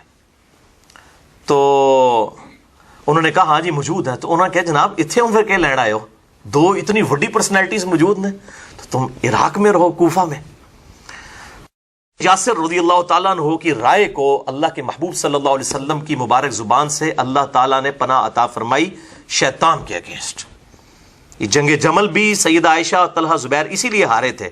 مین وجہ یہی تھی کہ عمار ابن یاسر کو جب سامنے دیکھتے تھے تو وہ ڈرتے تھے کہ ان کے بارے میں نبی صلی اللہ علیہ وسلم فرمایا کہ اس کو ایک باغی جماعت قتل کرے گی. صحیح بخاری 2812 نمبر حدیث ہے. عمار کو ایک باغی جماعت قتل کرے گی. عمار ان کو اللہ اور جنت کی طرف بلائے گا اور وہ جماعت دوزخ کی طرف بلانے والی جماعت ہوگی.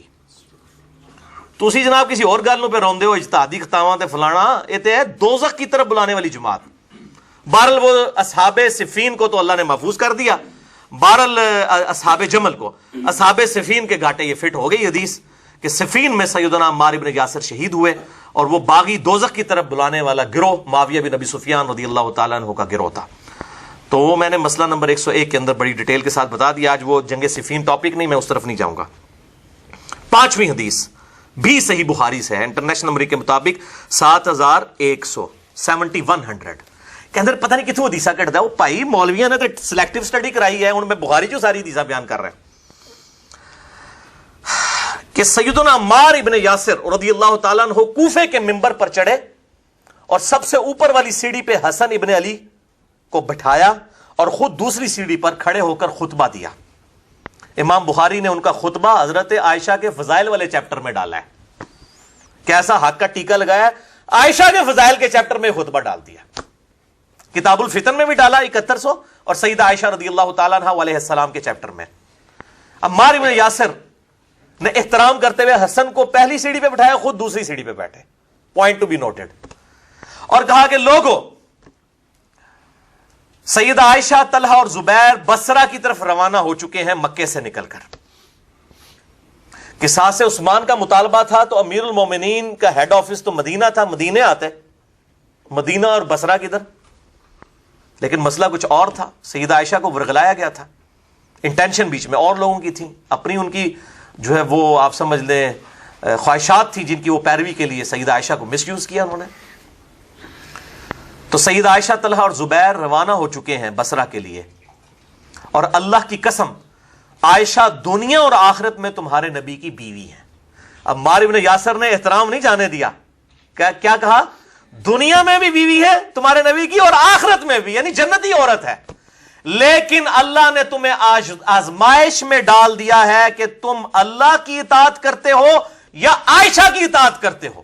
اندازہ کریں، اللہ کی اطاعت اور عائشہ کی اطاعت اپوزٹ آ گئے ہیں.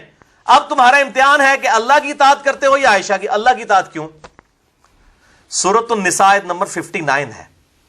یا ایھا الذین آمنوا اطیعوا اللہ واطیعوا الرسول واولی الامر منکم. اے ایمان والو، اللہ کی اطاعت کرو اور رسول کی اطاعت کرو، اور تم میں جو حکمران بنا ہو اس کی بھی اطاعت کرو. تو حاکم وقت جو خلیفۃ المسلمین ہو اس کی اطاعت اللہ کی اطاعت میں داخل ہے، لیکن وہ اوپن نہیں ہے. اس میں فَإِن تَنَازَعْتُمْ فِي شَيْءٍ فَرُدُّوهُ إِلَى اللَّهِ وَالرَّسُولِ. اگر جھگڑا ہو تو اللہ اور اس کے رسول کی طرف پلٹاؤ، اور وہ ہم نے پلٹا دیا ہے. اللہ اور اس کا رسول گواہی دے رہے ہیں کہ علی حق پہ ہیں، وہاں پہ پلٹا کے دیکھ لیں. تو اللہ نے آزمایا ہے کہ تم عائشہ کی اطاعت کرتے ہو یا اس کی، یعنی اللہ کی اطاعت کرتے ہو. تو یہ الحمدللہ امام بخاری نے زبردست کام کیا. اور اگر وہ آج کل کے ریال والا معاملہ ہوتا تو وہ آدھی حدیث لکھتے کہ عائشہ دنیا اور آخرت میں تمہارے نبی کی بیوی ہیں. اتنی حدیث بھی کافی تھی نا. لیکن امام بخاری نے حق کا ٹیکہ امت کو لگا دیا کہ اللہ نے آزمایا ہے کہ تم اللہ کی اطاعت کرتے ہو یا عائشہ کی. یہ عمار ابن یاسر کا خطبہ امام بخاری نے عوام الناس کے لیے لکھا ہے. یعنی کل تک ہم لوگوں کہتے تھے حدیثیں پڑھیں، بخاری مسلم میں نماز کا طریقہ لکھا ہے، تو لوگ خوش ہوتے تھے. جب ہم یہ بتاتے ہیں وہ کہتے ہیں نہیں جی احادیث تو ڈائریکٹ نہیں پڑھنی چاہیے، گھوڑا ہو جائیں گے. یہ بات کوئی بریلوی دیوبندی کر رہا ہو یا شیعہ کر رہا ہو تو بات سمجھ آتی ہے. اگر اہل حدیث بھی یہ بات کرنا شروع کر دیں تو پھر ان کے اوپر تو 4 تکبیریں پڑھ کے جو ہے نا ان کو دفنا دینا چاہیے، اس طرح کے لوگوں کو کہ جن لوگوں کی یہ سوچ بن چکی ہے.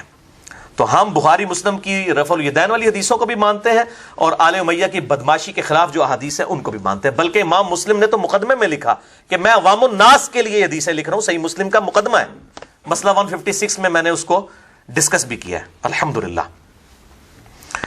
اچھا، اب میرے بھائیو 6ٹھی حدیث، 3rd لاسٹ آج کی،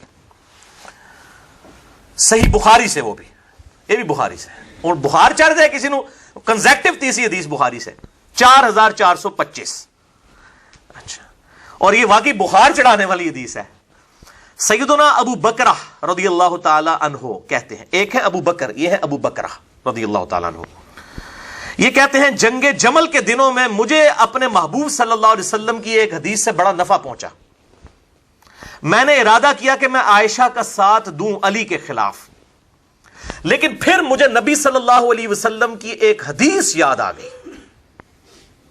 میں کہتا ہوں یہ تھے صحیح اہل حدیث اور اہل سنت. ایک حدیث یاد آ گئی کہ میں نے نبی صلی اللہ علیہ وسلم سے یہ بات خود سنی تھی جب آپ صلی اللہ علیہ وسلم کے مبارک دور میں ایران کا جو بادشاہ تھا وہ مر گیا, کسرا, تو ایران والوں نے ایک عورت کو اپنا حکمران بنا لیا. تو نبی صلی اللہ علیہ وسلم نے ارشاد فرمایا تھا وہ قوم کبھی بھی فلاح نہیں پا سکتی, کبھی کامیاب ہی نہیں ہو سکتی وہ قوم جو اپنی لیڈرشپ کسی عورت کے حوالے کر دے. تو جب ان لوگوں نے عائشہ کو اپنا لیڈر بنایا تو مجھے وہ حدیث یاد آ گئی. میں نے کہا یہ لوگ کبھی کامیاب نہیں ہوں گے. دیکھیں, اور یار وہ کوئی ایران سے کوئی چندہ کھانے والے لوگ نہیں تھے, یہ صحابی ہیں ابو بکرہ رضی اللہ تعالیٰ عنہ. ان کو چندہ نہیں آتا تھا ایران سے. آج کل کو ہوتے تو کہتے نہیں چندہ لبیتا بولے. تو آپ رضی اللہ عنہ کا میں پھر عائشہ کی حمایت سے پیچھے ہٹ گیا آپ صلی اللہ علیہ وسلم کی اس حدیث کی وجہ سے. بہت بڑی بات ہے. اب میرے بھائیوں, آخری دو احادیث کریٹیکل احادیث ہیں 7ویں اور 8ویں جنگ جمل کے ریفرنس سے, اور انشاءاللہ اسی پہ ہماری گفتگو کنکلوڈ ہوگی. اگلی دفعہ واقعہ افک کو ہم انشاءاللہ ڈسکس کریں گے. اما عائشہ رضی اللہ تعالی عنہا و علیہ السلام پر جو جھوٹی تہمت لگائی گئی منافقین کی طرف سے, اور ان کے دفاع پہ اللہ تعالیٰ نے وہ آیات نازل فرمائی سورۃ النور کی آیت نمبر 11 سے لے کر 26 تک 16 آیات. یہ آخری دو احادیث پرٹیکولرلی جنگ جمل میں حدیث حوب کے نام سے مشہور ہیں. حدیث حوب, ہا حلوائی والی ہے. یہ ویسے اردو میں حواب لکھا ہوتا ہے تو لوگ اسے حواب پڑھ رہے ہوتے ہیں. وہ اصل میں جو الف ہے نا اس کے اوپر حمزہ اور اس کے اوپر پھر زبر ہے. یہ لفظ ہے ہو اب, حواب نہیں ہے, لکھنے میں حواب ہوگا لیکن وہ الف کے اوپر زبر ہے, کھڑی زبر نہیں ہے. ہو اب, یعنی انگلش میں اس کو میں رومن میں اگر وہ پروناؤنس کروں HOW ہاؤ اب, ABB اب, ہاؤ اب, تو اس لیے ہاؤب بولا جاتا ہے اس کو تیزی میں. وہ جو حمزہ کے اوپر زبر ہے نا وہ تیزی سے بولی جاتی ہے ہاؤب. یہ ہے حدیث ہاؤب جو مسند امام احمد میں جلد 6 صفحہ 52 اور صفحہ 97 پر موجود ہیں. 2 طریق اس کے انٹرنیشنل نمبر کے مطابق 24,299 24299 اور 24698. اور یہ حدیث صحیح ابن حبان میں بھی موجود ہے. یہ لفظ ابن حبان ہے, ہم ویسے ابن حبان کہہ رہے ہوتے ہیں اردو میں, مولوی پھر غلطیاں کرتا ہے, میں مولویوں سے بیان کرنا. ابن حبان صحیح ابن حبان میں, اور مسند البزار میں, مجمع الزوائد میں, المستدرک للحاکم میں, اور دلائل النبوہ للبیہقی میں موجود ہے. ان ساری کتابوں کے اندر یہ 6 کی 6 کتابوں میں حدیث موجود ہے, اور 6 کے 6 ائمہ نے اس کی توثیق بھی کی ہوئی ہے کہ یہ حدیث بالکل صحیح حدیث ہے. اور یہ سارے اس کے طریق ایک جگہ پر دور حاضر میں اہل سنت میں اہل بیت کی محبت کے امام شیخ محمد ناصر الدین البانی رحمہ اللہ وعلیہ السلام المتوفى 1999 عیسوی, جو محدث اعظم سعودیہ تھے. پھر سعودیہ والوں سے بھی ہضم نہیں ہو, انہوں نے نکال دیا. لیکن دنیا میں اس وقت جہاں کہیں بھی, چاہے مدینہ یونیورسٹی ہو, چاہے وہ مکہ کی ام القری یونیورسٹی ہو, سب یونیورسٹیز کے اندر جتنے بھی اس وقت استاد ہیں سب ان کے شاگرد اور طفل مکتب ہیں ان کے سامنے. شیخ ناصر الدین البانی, اچھا ہے وہ بھی آئنسٹائن سن میرے یار, کسی مدرسے سے نہیں پڑھے ہوئے, گھڑی ساز تھے. کہتے ڈگری لے کے آؤ. بھائی ڈگری تو مولویوں کی ضرورت ہوتی ہے. شیخ البانی کے پاس بھی کوئی ڈگری نہیں تھی, گھڑی ساز تھے. ان کے والد کی گھڑیاں ٹھیک کرنے کی دکان تھی, پاس ایک لائبریری کی چابی ان کے پاس ہوتی تھی, پڑھتے رہتے تھے. اللہ تعالیٰ ان کو ترقی دی. اس لیے جو آج عرب کے صوفی سب سے بڑا اعتراض البانی پہ یہ کرتے ہیں کہ جی یہ نان مولوی ہے, یہ کسی مدرسے کا نہیں پڑھا ہوا. اور یہاں کہتے ہیں محدث اعظم. جناب بخاری وقت ٹھیک ہے. اب میں نے شیخ البانی کی جو اہل بیت سے محبت کی حدیث کھولی ہیں نا، ان قریب کہیں گے یہ رافضی تھا، نعوذ باللہ. تو انشاءاللہ یہ لعنت بھی ان قریب پڑ جائے گی ان کے اوپر اگر اللہ تعالیٰ نے محفوظ نہ ان کو کیا. تو شیخ ناصر البانی نے سلسلہ احادیث صحیحہ، السلسلۃ الصحیحہ للبانی، اے مولوی ہستے میں بول رہے ہیں، انٹرنیشنل نمبر کے مطابق 474 نمبر حدیث لی ہے. حدیث حوض پہ پورا باب باندھ کے سارے طریق 10 صفحوں کے اوپر اس کے سارے طریق جمع کیے اور اس پہ ڈیٹیل بحث کی، اور وہ بھی انشاءاللہ میں ورڈ بائی ورڈ آج بتاؤں گا آپ کو. صفحہ نمبر 767 سے 776 تک کل 10 پیجز پر یہ حدیث حوض انہوں نے لی. اور دلائل النبوہ میں آپ کو یہ ساری روایتیں جنگ جمل صفین نہروان کی مل جائیں گی. 3286 احادیث امام بہیقی نے نبوت کی خبریں آپ صلی اللہ علیہ وسلم کی نبوت کی دلیل پر لی ہیں کہ آپ نے اپنی وفات کے 30 سال بعد، 50 سال بعد، ایون 500 سال بعد تک کے واقعات ٹائنیز ڈیٹیل تک بتا دیے. آپ کے نبی ہونے کی دلیل ہے. دلائل النبوہ کی یہ حدیثیں ہیں جنگ جمل، نہروان اور صفین والی، جس کو کہتے ہیں بیان نہ کرو. یہ تو ہمارے نبی کی نبوت کو جسٹیفائی کرنے والی احادیث ہیں صلی اللہ علیہ وآلہ وسلم. اور دلائل النبوہ امام بہیقی کی کتاب کا بھی ترجمہ ہو چکا ہے اردو میں، وہ بھی ایٹم بم ڈگ پہ آنت ہے الحمدللہ. المستدرک للحاکم کا بھی ترجمہ بریلویوں نے کر دیا ہے، اور انٹرنیشنل نمبر کے مطابق انہوں نے اس کو غالباً 8 یا 9 جلدوں کے اندر، لیکن PDF نہیں اس کا آیا، البتہ اردو میں ترجمہ ہو چکا ہے. امام ذہبی کی اس میں تحکیم بھی لگی ہوئی ہے، امام حاکم کی تحکیم کے ساتھ ساتھ. تو یہ تمام 6 کتابوں کے میں نے حوالے دیے. حدیث حوض، قیس بن ابو حازم تابعی کہتے ہیں کہ جنگ جمل کے لیے جاتے ہوئے بنو عامر کے گھاٹ کے پاس جب سیدہ عائشہ نے پڑاؤ کیا، سیدنا طلحہ زبیر بھی ساتھ تھے، تو اچانک کتوں نے بھونکنا شروع کر دیا. سیدہ عائشہ نے پوچھا کہ یہ کون سی جگہ ہے؟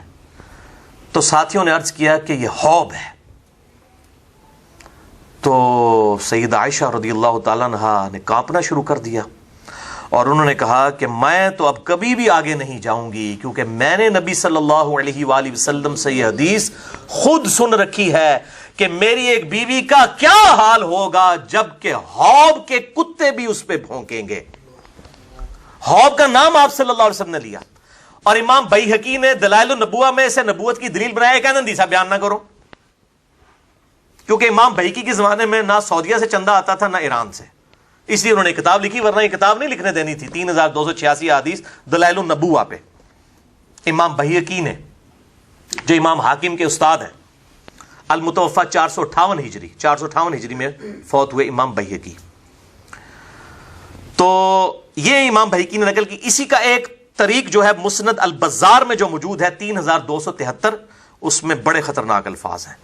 نبی صلی اللہ علیہ وسلم کہتے ہیں کاش مجھے معلوم ہو جاتا کہ میری کون سی بیوی ایسی ہے کہ جو زیادہ بالوں والے اونٹ پر سوار ہوگی، ایسے اونٹ پر جس کے چہرے پہ بہت زیادہ بال ہوں گے، اور اس کے دائیں اور بائیں بہت مسلمان قتل ہوں گے. کاش مجھے معلوم ہو جاتا وہ میری کون سی بیوی ہوگی، اور وہ پھر اس جنگ سے بال بال بچے گی. یعنی نبی صلی اللہ علیہ وسلم نے یہ بھی پریڈکشن دے دی کہ عائشہ بچ جائے گی، باقی لوگ تو چلے شہید ہو گئے، یہ بچ جائے گی. تو آپ صلی اللہ علیہ وسلم کہتے ہیں مجھے پتا نہیں ہے، کاش مجھے پتا ہوتا. یعنی آپ صلی اللہ علیہ وسلم کو یہ بات نہیں، لیکن آپ دیکھیں کہ اس حدیث کو روایت عائشہ نے خود کیا رضی اللہ تعالیٰ عنہا. تو اس وقت تو سیدہ عائشہ نے سوچے نہیں ہوگا کہ میں ہوں یہ، لیکن اللہ نے ایسا معجزہ کروایا کہ حضرت عائشہ سے ہی روایت کروایا اس حدیث کو. باقی بیویوں تک یہ حدیث اس طریقے سے روایت بھی نہیں ہے، اور نبی صلی اللہ علیہ وسلم کو پتہ نہیں، اللہ نے نام نہیں بتایا تھا، ورنہ آپ کہتے ہیں مجھے نام پتہ ہے، اور آپ یقیناً سیدہ عائشہ کو بتا دیتے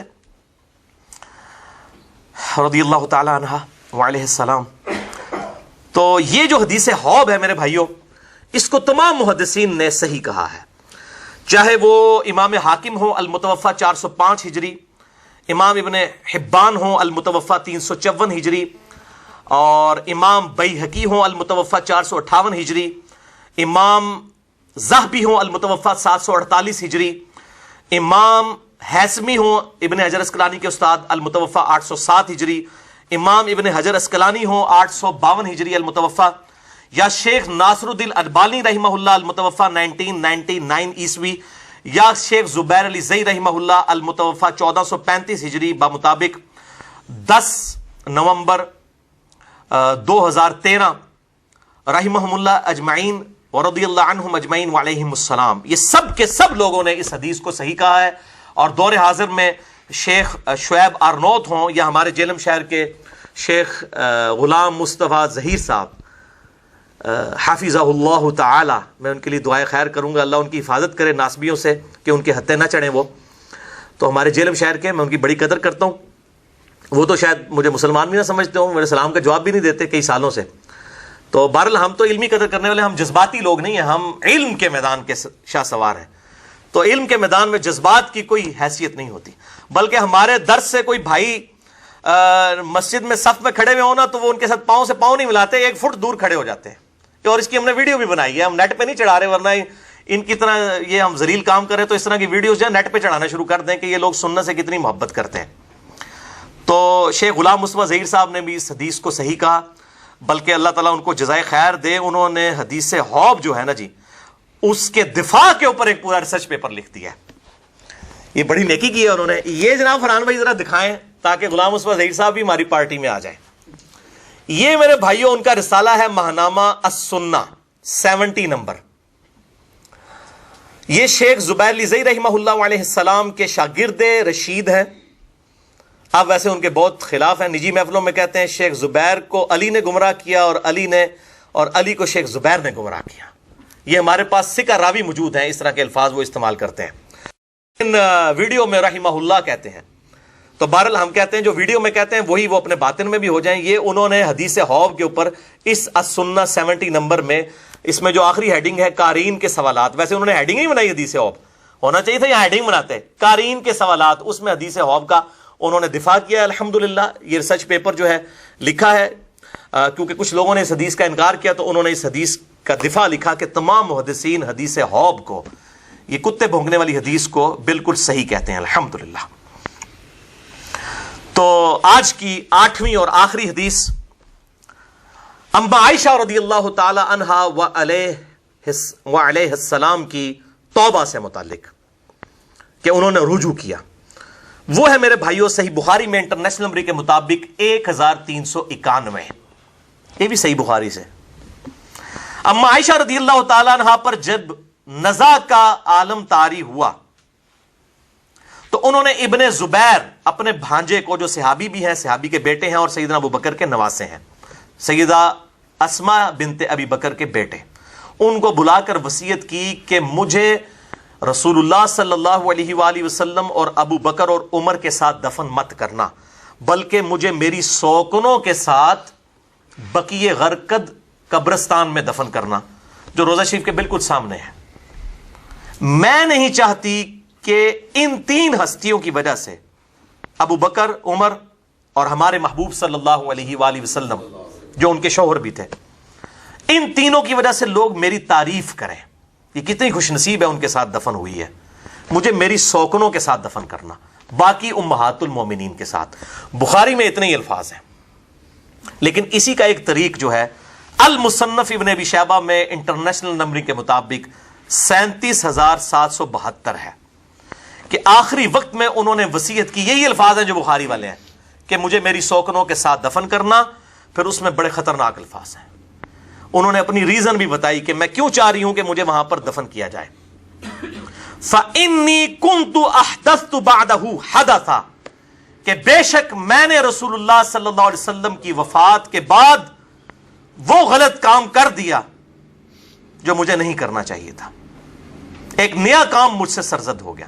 یہ ویسے میں احتراماً یہ لفظ بول رہا ہوں احدثت، ویسے اس کو آپ یاد کریں کل محدثۃ بدعہ، ہر نیا کام بدعت ہے. سیدہ عائشہ نے عاجزی کے طور پر اپنے لیے لفظ استعمال کیا. ظاہر خلفائے راشدین کے خلاف خروج تو بدعت تو ہے، لیکن انہوں نے توبہ کی کہ مجھ سے یہ والا معاملہ غلطی والا ہوا. اور ظاہر ہے قرآن حکیم میں واضح آیا ہے سورۃ الاحزاب کی آیت نمبر 33 میں، اے نبی کی بیویوں گھروں میں ٹھہری رہو. تو ان کو یہ چیز یاد آتی تھی کہ مجھے تو گھر میں ٹھہرنے کا حکم تھا حضور کی زندگی میں صلی اللہ علیہ وسلم، اور میں آپ کی زندگی کے بعد جو ہوں وہ اس طریقے سے حوض والا معاملہ بھی ہوا.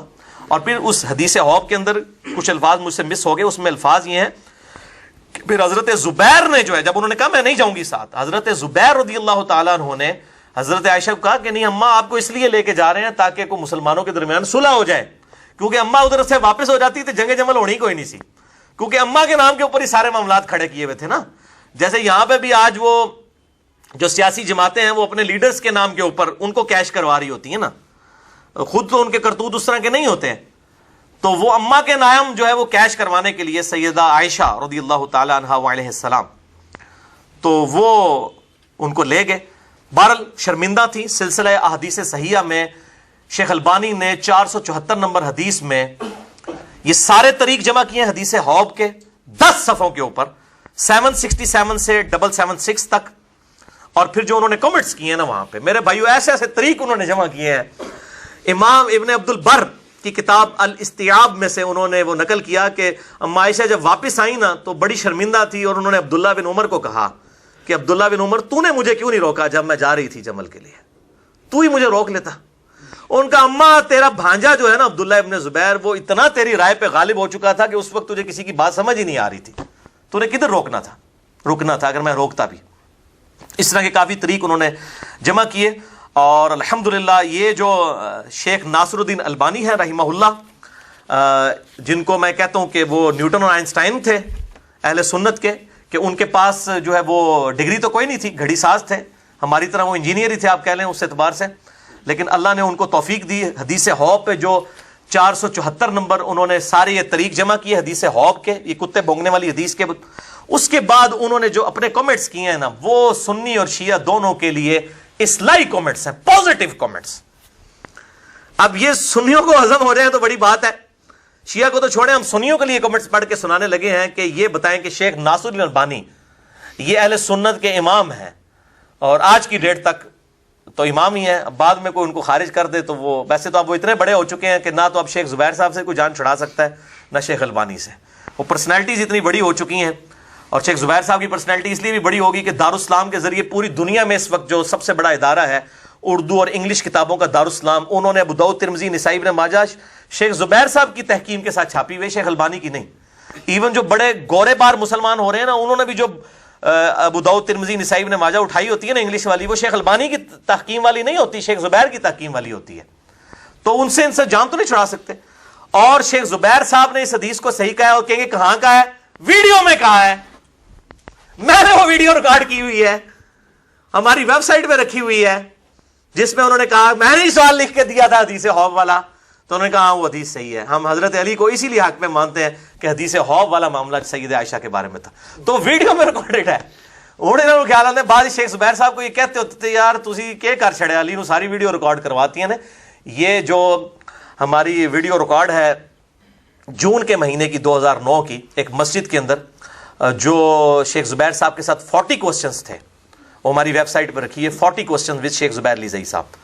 اور اس کے علاوہ سے کلپ بھی حدیث حوض والا چڑھا ہے، اس کے اندر حدیث حوض کو انہوں نے بالکل صحیح کہا ہے.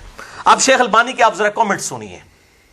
وہ کہتے ہیں کہ جو اما عائشہ نے کہا نا فَإِنِّي كُنْتُ أَحْدَثُ بَعْدَهُ حَدَثًا، کہ مجھ سے حضور کی وفات کے بعد ایک نیا کام سرزد ہو گیا. تو شیخ البانی کے کامنٹس ورڈ بائی ورڈ، یہ کسی بریلوی دیوبندی اہل حدیث شیعہ مولوی کے نہیں ہیں، شیخ البانی کے کامنٹس ہیں، جو عرب و عجم میں حدیث کی فیلڈ کے امام ہیں، المتوفہ 1999 عیسوی، محدث اعظم سعودیہ. یہ کہتے ہیں سعودیہ کیوں کہتا ہے بھائی؟ سعودیہ والوں نے ان کو محدث اعظم بنایا تھا، بعد میں نکال دیا. البانیہ مجھے پتا ہے البانی کے وہ البانیہ کے رہنے والے تھے، کہتے ہیں انہوں پتہ ہی نہیں ہے، تو مولوی وہ باتیں پکڑتے ہیں، اس لیے میں ساتھ ساتھ کلیئر بھی کرتا ہوں. ان کے الفاظ ورڈ بائی ورڈ حدیث حوض السلسلۃ الصحیحہ للبانی 474 نمبر حدیث کے کانٹیکسٹ میں سنیے.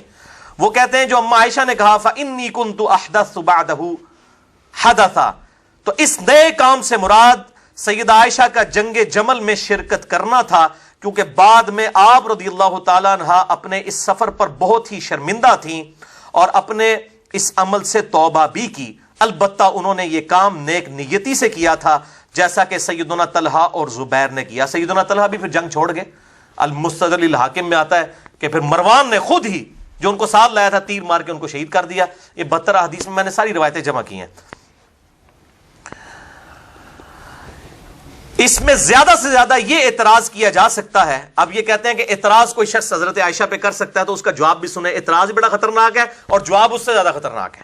وہ کہتے ہیں سیدہ عائشہ کو جب حوض مقام کے بارے میں معلوم ہوا تو انہیں واپس چلے جانا چاہیے تھا، لیکن اسی حدیث میں مذکور ہے کہ وہ واپس نہیں گئیں۔ یہ بات ام المومنین کو زیبا تو نہیں تھی؟ اس سلسلے میں ہمارا جواب یہ ہے، جواب بڑا کوڑا ہے، ہضم ہو جائے جے سنیا نو، سنیا دا امامت ہضم کرو۔ ہمارا جواب یہ ہے کہ ضروری نہیں کہ ہر کمال والی صفت ہی صحابہ کے لائق ہو، کیونکہ لغزش سے مبرہ صرف اللہ تعالی کی ذات ہے۔ وہ کہتے ہیں اللہ سے لغزش نہیں ہو سکتی۔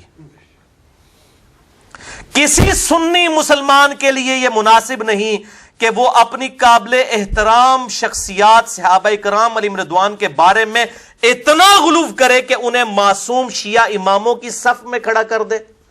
انہوں نے کہا شیعہ دے 12 نو معصوم سمجھتے ہیں، ان 12 کو ہم بھی مانتے ہیں ائمہ کو، اہل سنت کے بھی ائمہ، اور سنی جو ہے سارے صحابہ کو ہی معصوم مانتے ہیں۔ وہ کہتے ہیں آپ تو 4 ہاتھ آگے نکل گئے ہو، آپ کو یہ زیب نہیں دیتا کہ آپ وہی کام شروع کر دیں؟ اتنا غلو کرے کہ انہیں معصوم شیعہ اماموں کی صف میں لا کھڑا کرے۔ ہم اس بات میں شک نہیں کرتے کہ ام المومنین کا یہ خروج اصل میں خطا پر مبنی تھا، اس لیے جب انہیں معلوم ہوا کہ حوض کے بارے میں رسول اللہ صلی اللہ علیہ وسلم کی پیشن گوئی پوری ہو گئی ہے تو انہوں نے واپسی کا ارادہ بھی کر لیا تھا۔ البتہ سیدنا زبیر نے انہیں یہ کہہ کر واپسی کے ارادے کو چھوڑنے پر قائل کر لیا کہ شاید آپ کی وجہ سے صلح ہو جائے۔ ظاہر ہے جی وہ تقدیر کا غلبہ تو ہونا تھا، لیکن تقدیر کے غلبہ آج کی ڈیٹ میں ہم کہہ سکتے ہیں، ورنہ تو ہر گناہ کرنے کے بعد کوئی تقدیر پہ ہی پھینک دے گا، جب بعد میں تو یہ بات ہو سکتی ہے۔ ہاں ہونے سے پہلے کوئی نہیں کہہ سکتا کہ چونکہ میری تقدیر میں لکھا ہے اس لیے میں نے ضرور یہ کام کرنا ہے۔ جب ہو گیا تو پھر انسان یہ کہتا ہے کہ جو میری تقدیر میں لکھا تھا۔ غلطی تو غلطی رہے گی، وہ تو حضرت آدم کی غلطی بھی غلطی ہے، بعد میں انہوں نے توبہ کی، لیکن اللہ نے 7 دفعہ ان کی غلطی کا ذکر کیا، اور سورۃ الاعراف میں فرمایا اس لیے ذکر کیا تاکہ اے اولاد آدم تم بچ جاؤ۔ تو آج بھی اگر خلافت راشدہ کے کو دوبارہ بحال کرنا ہے، امام محمد مہدی علیہ السلام کی خلافت کو لبیک کہنا ہے امت نے، تو یہ ساری باتیں پتہ ہونا ضروری ہے۔ مسئلہ نمبر 127 میرا امام محمد مہدی کے اوپر ریکارڈڈ موجود ہے۔ امام محمد مہدی علیہ السلام کی خلافت پوری دنیا کے مسلمانوں کے لیے ہوگی اور سنی اور شیعہ کا اجماع ہوگا، یہ اس کا ٹاپک ہے، جسے شوق ہو تو وہ دیکھے۔ شیخ البانی لکھتے ہیں کہ واپسی کا ارادہ سیدنا زبیر کی وجہ سے ترک کیا۔ اس میں بھی شک نہیں کہ سیدنا زبیر بھی اپنی اس اجتہاد میں خطا پر تھے۔ عقل بھی اس بات کا فیصلہ کرتی ہے کہ دونوں گروہوں میں کسی ایک کو ضرور خطا پر ماننا پڑے گا۔ ایک کہتے ہیں دو ہی ٹھیک نے، دیکھو وہ جس طرح وہ کہتے ہیں نا چاروں امام صحیح ہیں، ایک کہنا جی فاتحہ پڑھو اس تو بغیر نماز نہیں ہوتی، دوسرا کہنا ہے کہ جی اگر جو فاتحہ پڑھے اس کے منہ میں انگارہ رکھ دو، پھر کہتے ہیں دو ہی ٹھیک نے۔ تو یہاں بھی کیسے سارے ٹھیک ہو سکتے ہیں؟ شیخ البانی بھی کہہ رہے ہیں کہ ایک کو تو عقل کا تقاضا ہے، ہوں عقل جی ماری جائے نا علیحدہ گل ہے، اور یہاں تو حدیثیں بھی موجود ہے، کہتے ہیں عقل کا تقاضا ہے، ایک کو تو غلط ماننا پڑے گا۔ ان دو گروہوں میں سے ضرور کسی کو ایک کو خطا پہ ماننا پڑے گا کہ جن کے مابین سینکڑوں لوگوں کا خون ہو گیا، وہ کہتے ہیں اتنے مسلمان قتل ہو گئے ہیں، ہن بھی تسی کو دو ہی ٹھیک نے، کسی ایک کی تو غلطی تھی نا۔ اور بلا شبہ سیدہ عائشہ کا اجتہاد ہی اس معاملے میں خطا پر مبنی تھا۔ شیخ البانی یہ مفتی اعظم محدث اعظم سعودیہ ہیں، محدث اعظم ایران نہیں ہے شیخ البانی۔ اس کے بعد بہت سے اسباب اور واضح دلائل موجود ہیں۔ ایک دلیل تو ان کا اپنے خروج پر خود نادم ہونا ہے۔ وہ کہتے ہیں دلائل بہت ہیں کہ سیدہ عائشہ غلط تھی۔ ایک تو ان کا خود غلطی کو ماننا، ان کے فضل و کمال کو یہی بات مناسب تھی کہ وہ اپنی غلطی پر شرمندہ ہو جاتی۔ اس سے معلوم ہوا کہ سیدہ عائشہ کی اجتہادی خطا ہے، اور ان خطاؤں میں سے ہے جو نہ صرف معاف کر دی جائیں گی بلکہ اللہ تعالیٰ ان پر اجر بھی عطا فرما دے گا، کہ اگر انہوں نے نیک نیتی کے ساتھ کیا تھا تو اللہ تعالیٰ ان کو اس معاملے میں اجر عطا فرمائے گا۔ اب یہ شیخ البانی کا اپنا اجتہاد ہے، حالانکہ یہ جو اجتہادی خطا کے اوپر جو اجر والی حدیث ہے وہ حاکم کے بارے میں ہے۔ بخاری اور مسلم میں حدیث ہے کہ اگر کوئی حاکم اپنے اجتہاد سے صحیح فیصلہ کرے تو اس کو ڈبل اجر ملے گا، اور اگر اپنے اجتہاد سے غلط فیصلہ کرے تو ایک اجر۔ یعنی سیدنا علی اگر یہ قتال غلط کرتے تو ان کو ایک اجر ملتا، اور صحیح انہوں نے کیا تو ان کو دگنا اجر۔ جو باقی مخالفین ہیں نا ان کے بارے میں نہیں، اس میں واضح الفاظ ہے حاکم، اور حاکم اس وقت سیدنا علی ہی تھے۔ ان کو انہی اصحاب نے امیر المومنین چنا تھا جنہوں نے ابو بکر، عمر اور عثمان رضی اللہ عنہم اجمعین وعلیہم السلام کو چنا تھا۔ لہذا یہ بات جو ہے وہ شیخ البانی کا اپنا اجتہاد ہے، لہذا میں نے وہ اس حدیث کے معاملے میں شیخ البانی سے جو اختلاف رائے تھا وہ میں نے ریکارڈ کروا دیا الحمدللہ۔ بہرحال کوئی اگر کہنا چاہتا ہے ضرور کہے، کیونکہ سیدنا علی نے بھی پھر اما عائشہ کو معاف کر دیا، اور بڑے احترام کے ساتھ سیدنا علی کی وجہ سے ان کی جان خلاصی ہوئی، ان کو عزت کے ساتھ واپس مکہ شریف رخصت کیا۔ پھر میرے بھائیوں، پوری زندگی سیدہ عائشہ نے کبھی قصاص عثمان کی بات نہیں کی۔ ہم یہ پوچھتے ہیں قصاص عثمان کا جو بہانہ بنایا گیا تھا حکومت چھیننے کے لیے، تو اور سیدہ عائشہ کو مس یوز کیا گیا آل امیہ کی طرف سے، یہ ابن سبا نہیں تھا، یہ آل امیہ تھی اصل میں۔ ان کو چھپانے کے لیے ابن سبا کا ڈھونگ رچایا۔ ابن سبا تو بعد میں آیا سیدنا علی کے دور کے اندر، اس کو سیدنا علی نے خود قتل کروایا، جو سیدنا علی کے لیے خدا کا عقیدہ، الوہیت کا عقیدہ رکھتا تھا، جس کی آج باقیات جو ہیں وہ باقیات السیئات جو ہیں وہ نصیریہ فرقہ ہے شام کے اندر۔ تو پوری زندگی پھر سیدنا عثمان کے قصاص کی بات سیدہ عائشہ نے نہیں کی ہے۔ تو قصاص کدھر گیا؟ یعنی اس کے بعد بھی سیدہ عائشہ تقریباً 21 سال تک زندہ رہی ہیں جنگ جمل کے بعد۔ تو کوئی روایت لے کے ہیں بعد میں حضرت علی کو انہوں نے خط لکھے ہوں، کوئی حضرت معاویہ کو خط لکھے ہوں کہ بھی عثمان کے قاتلین سے بدلہ لو، ان کو پتہ چل گیا تھا یہ معاملہ کیا ہوا تھا۔ پوری زندگی انہوں نے بات نہیں کی۔ تو یہ ساری آل امیہ کی سازش تھی، اور آپ صلی اللہ علیہ وسلم نے اس کے بارے میں فرمایا۔ مسند ابی یعلا میں صحیح سند کے ساتھ 6461 نمبر حدیث ہے کہ آپ صلی اللہ علیہ وسلم نے اپنی وفات سے چند دن پہلے ایک خواب دیکھا، اور اس حدیث کے راوی ابو ہریرہ ہے۔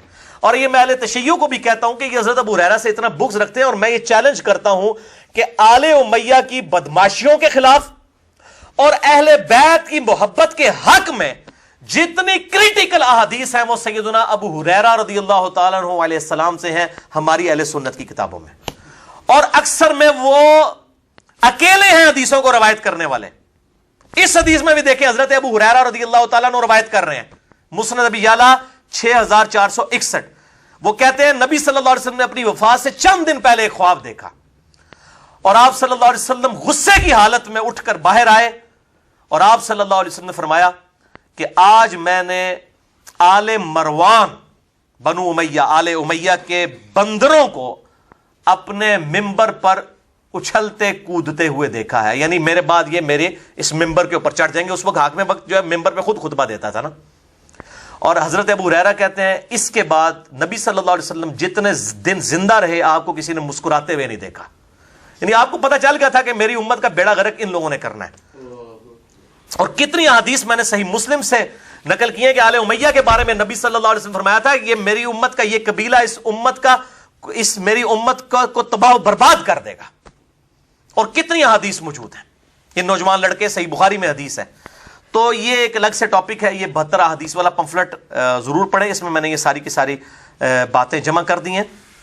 اما عائشہ رضی اللہ تعالیٰ عنہ بھی پوری زندگی پھر سیدنا مولا علی رضی اللہ تعالیٰ عنہ علیہ السلام کا احترام کرتی تھی، اور اس کے ثبوت میں ایک حدیث ضرور آخر میں پیش کروں گا، میرے ایمان کا تقاضا ہے۔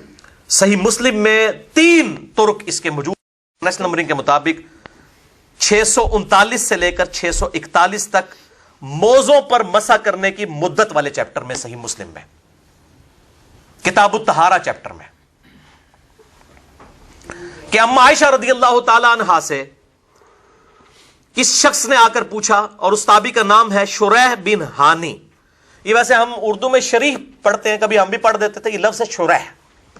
شریح بن ہانی نے پوچھا کہ اما جان یہ بتائیے کہ موضوع پر مسح کی مدت کتنی ہے؟ جب ایک دفعہ وضو کر کے کوئی موزے پہن لے تو کتنی نمازوں تک مسح کر سکتا ہے بغیر موزے اتارے ہوئے؟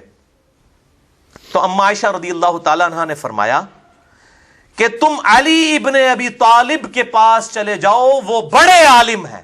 کون کہہ رہا ہے؟ ہزاروں صحابہ کی استاد اما عائشہ کہہ رہی ہیں کہ مجھ سے بھی بڑا عالم جو ہے وہ علی ہے۔ یہ کہتے ہیں جی وہ ترمذی کی جو حدیث ہے نا کہ میں علم کا شہر ہوں، علی اس کا دروازہ ہے، یہ ضعیف ہے، ہم بھی کہتے ہیں ضعیف ہے، اور باقی لوگوں نے پھر جوڑ لیے خود سے، ابو بکر دیواریں ہے، فلاں چھت ہے، وہ تو بالکل ہی کوڑ کباڑ ہے نا، وہ کسی سنی نے بہ کے کڑیا اور تھلے لکھا ہوتا ہے بخاری شریف۔ بھائی حدیث صرف اتنی ہے اور ترمذی میں ہے کہ میں علم کا شہر ہوں، علی اس کا دروازہ ہے، لیکن روایت ضعیف ہے۔ اس سے بڑی حدیث صحیح مسلم میں ہے 639 سے 641 تک 3 طریق۔ اما عائشہ کہہ رہی ہیں کہ مجھ سے بڑا عالم علی ہے رضی اللہ تعالیٰ عنہ علیہ السلام۔ اب اما عائشہ کی ڈگری ہے جو ہزاروں صحابہ کی استاد ہیں۔ اچھا، اور دوسرے الفاظ بڑے زبردست ہیں۔ اما عائشہ کہتی ہیں کہ تم علی کے پاس جاؤ، ان کو نبی صلی اللہ علیہ وسلم کا زیادہ قرب تھا سفر میں۔ بیوی قریب ہوتی ہے یا دوست قریب ہوتا ہے؟ اور اما عائشہ کہہ رہی ہیں علی کو زیادہ قرب تھا نبی صلی اللہ علیہ وسلم کے ساتھ سفر میں وہ زیادہ ہوا کرتے تھے، کیونکہ اما عائشہ تو چند سفروں میں گئی نا، وہ تو اگلی دفعہ حدیث افک میں آپ سنیں گے آپ صلی اللہ علیہ وسلم قرآن اندازی کرتے تھے، جس بیوی کا نام نکلتا تھا اس بیوی کو لے کے جاتے تھے، ساری بیویوں کو ساتھ نہیں لے کے جاتے تھے سفر میں. تو لیکن حضرت علی ہر جنگ میں ساتھ ہوتے تھے سوائے غزوہ تبوک کے، اور اس میں بھی بخاری مسلم میں حدیث ہے، حضرت علی رو پڑے کہ یہ ایک جنگ ہے کہ میں نہیں آپ کے ساتھ جا رہا. آپ صلی اللہ علیہ وسلم فرمایا علی تو اس بات پہ خوش نہیں کہ تیری میرے ساتھ وہی نسبت ہے جو سیدنا ہارون علیہ السلام کی موسیٰ علیہ السلام کے ساتھ تھی، مگر میرے بعد کوئی نبی نہیں. یہ بخاری اور مسلم دونوں میں حدیث ہے. امام بخاری امام مسلم اس حدیث کو سیدنا علی کے فضائل میں پہلی حدیث لے کے آئے ہیں، اور ان 72 حدیث میں بھی میں نے ڈالی ہے. تو غزوہ تبوک کے موقع پر اپنا اسسٹنٹ چھوڑ کر گئے سیدنا علی کو رضی اللہ تعالیٰ عنہ. تو اب یہ پھر سیدنا علی کے پاس جب شریح ابن ہانی آئے تو مولا علی رضی اللہ تعالیٰ عنہ علیہ السلام نے کہا کہ ہاں نبی صلی اللہ علیہ وسلم نے مقیم کے لیے 1 دن اور 1 رات یعنی 24 گھنٹے، اور مسافر کے لیے 3 دن اور 3 رات یعنی 72 گھنٹوں تک موزوں پر مسح کرنے کی اجازت مرحمت فرمائی ہے صلی اللہ علیہ وآلہ وسلم. تو میرے بھائیو اما عائشہ کو تو ظاہر ہے ساری باتیں پتہ تھی، صحیح مسلم کی حدیث ان کو نہیں پتہ ہوگی. 240 نمبر کتاب الایمان، علی سے محبت نہیں رکھے گا مگر مؤمن، علی سے بغض نہیں رکھے گا مگر منافق.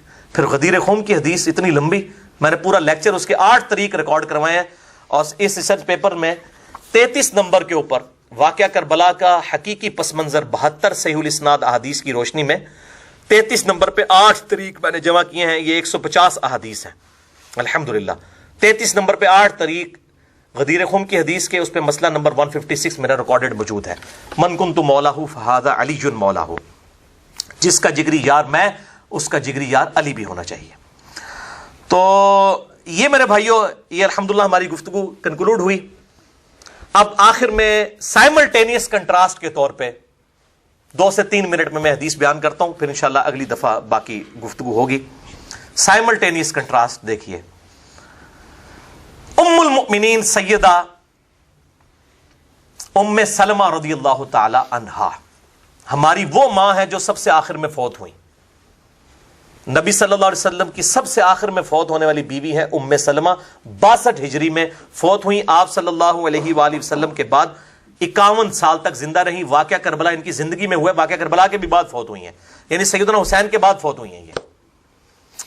تو ام سلمہ ان سے متعلق حدیث ہے المستدرک للحاکم میں انٹرنیشنل نمبر کے مطابق 4628، جسے امام حاکم نے بھی صحیح کہا، امام ذہبی نے بھی موافقت کی، کہ ابو ذر غفاری رضی اللہ تعالیٰ عنہ کا ایک غلام تھا، اس کا نام تھا ابو ثابت. وہ کہتا ہے کہ میں جنگ جمل میں سیدنا علی کا ساتھی تھا،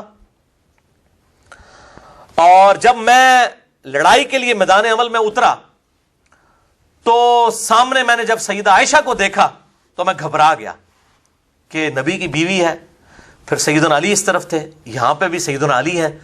تو میں جو ہے وہ اس وقت دوگلے پن کا شکار اس اعتبار سے ہو گیا کہ دل اس طرف جائے یا اس طرف جائے، میرے لیے ڈیسائیڈ کرنا مشکل ہو گیا. تو کہتے ہیں پھر میں نے نماز کا وقت آیا، اللہ کی طرف رجوع کیا، تو پھر ظہر کی نماز کے بعد اللہ نے میرا دل جو ہے نا اس طرف مضبوط کر دیا کہ علی ہی حق پر ہے. تو بہرحال ہم نے جنگ کی، ہم جیت گئے. اس کے بعد یہ پھر ام سلمہ کے پاس مدینہ شریف میں آئے. ام سلمہ کو آ کر سلام کیا اور اپنا تعارف کروایا کہ میں ابو ذر غفاری کا غلام ہوں. ابو ذر غفاری تو پھر مولا علی کے ساتھیوں میں سے تھے، شیعان علی میں سے تھے، یعنی وہ شیعہ پولیٹیکل ٹرم میں کہہ رہا ہوں، فرقوں والی ٹرم میں نہیں. آج ہم اہل سنت اپنے آپ کو شیعان علی سمجھتے ہیں الحمدللہ، ہم اہل سنت، وہ ناسبی والے اہل سنت نہیں. تو انہوں نے آ کے ام سلمہ کو کہا کہ میں ابو ذر غفاری کا غلام ہوں. تو ام سلمہ نے کہا میں تمہیں کھانا شانا بنا کے دیتی ہوں. انہوں نے کہا میں کھانے کی غرض سے نہیں آیا، میں نے صرف اس لیے آیا ہوں کہ میں اپنی ماں کی بارگاہ میں حاضری دوں. تو پھر ام سلمہ نے پوچھا کہ کہاں سے آ رہے ہو؟ انہوں نے کہا میں جنگ جمل میں سے واپس آیا ہوں. تو پوچھا کہ اچھا یہ بتاؤ، اب حضرت ام سلمہ ذرا سنیں، رازدار رسول ہیں وہ بھی صلی اللہ علیہ وسلم. ام سلمہ کہتی ہیں کہ اچھا جب لوگوں کی اپنی اپنی رائے تھی، کوئی علی کے ساتھ تھا، کوئی عائشہ کے ساتھ تھا، تو کس کے ساتھ تھا؟ تو انہوں نے کہا کہ میں صبح کے وقت تو علی کے ساتھ تھا، پھر میرے دل میں وسوسہ آیا جب میں نے عائشہ کو سامنے دیکھا کہ پتہ نہیں وہ حق میں یا یہ حق پہ، پھر میں نے اللہ کی طرف رجوع کیا، اللہ نے میرا دل مضبوط کیا اور میں علی کے ساتھ رہا. یہاں تک کہ اللہ نے ہمیں فتح دی. تو ام سلمہ نے کہا ابو ثابت تو نے بہت ہی اچھا کام کیا, میں رسول اللہ کی بیوی نے خود نبی صلی اللہ علیہ وآلہ وسلم سے یہ بات سنی تھی کہ علی اور قرآن, علی قرآن کے ساتھ ہیں اور قرآن علی کے ساتھ ہے, قرآن اور علی قیامت تک ساتھ رہیں گے یہاں تک کہ حوض کوثر پہ آ کر مجھے ملیں گے. علی قرآن کے ساتھ ہے, قرآن علی کے ساتھ ہے قیامت تک کے لیے. ایک کہندے نے جناب جنگاں ہو چکی ہیں نے اے بھائی قیامت تک جنگ جمل صفین نہروان ڈسکس ہوئے گی بھائی, کیونکہ علی قرآن کے ساتھ ہے اور قرآن علی کے ساتھ ہے قیامت تک کے لیے, حتیٰ کہ حوض کوثر پہ ملیں گے. حوض کوثر پہ کیا ہوگا, حوض کوثر پہ کیا ہوگا؟ سحقن سحقن لمن غیر بعدی, سحقن سحقن لمن بدل بعدی. ان پر پھٹکار ہو, ان کو مجھ سے دور کر دو جنہوں نے میرے بعد میرے دین کو بدل دیا. اب یہ حدیث ایک بڑی کڑوی گولی ہے, بخاری اور مسلم کی حدیث, اصحابی اصحابی اصحابی اصحابی. مسئلہ 96 میرے بھائیوں میرا دیکھ لیں, عظمت صحابہ, رد المنافقین اور سنی شیعہ کے اختلاف کا تحقیقی جائزہ اہل سنت پاک.com پر. اور باقی جو رہی صحیح کسر تھی وہ میں نے 5 گھنٹے کا کوسچن آنسر سیشن ریکارڈ کروا دیا ہے. مسئلہ نمبر 157 پارٹ 1 اور پارٹ 2 کے عنوان سے 2.5 گھنٹے کے 2 اور 1 نشست میں وہ ریکارڈنگ ہوئی ہے اسی محرم الحرام 1438 ہجری میں. تو جسے شوق ہو 100 کوسچنز ہیں 1 to 1 مجھ سے کیے گئے ہیں سنی شیعہ کنفلکٹ کے اوپر. میں نے سارے معاملات کھول کر بیان کیے ہیں. انشاءاللہ تعالیٰ اگلی دفعہ حدیث افک کو ڈسکس کریں گے. اللہ تعالیٰ سے دعا ہے جو حق بات میں نے کہی اللہ تعالیٰ ہمارے دلوں میں راسخ فرمائے. اگر جذبات میں میرے منہ سے کوئی غلط بات نکل گئی تو اللہ تعالیٰ ہمارے دلوں سے محو کر دے. ہمیں کتاب و سنت کی تعلیمات پر عمل کر کے دوسرے بھائیوں تک پہنچانے کی توفیق عطا فرمائے. سبحانک اللہم و بحمدک اشہد ان لا الہ الا انت استغفرک و اتوب الیک وما علینا الا البلاغ المبین. جزاکم اللہ خیرا.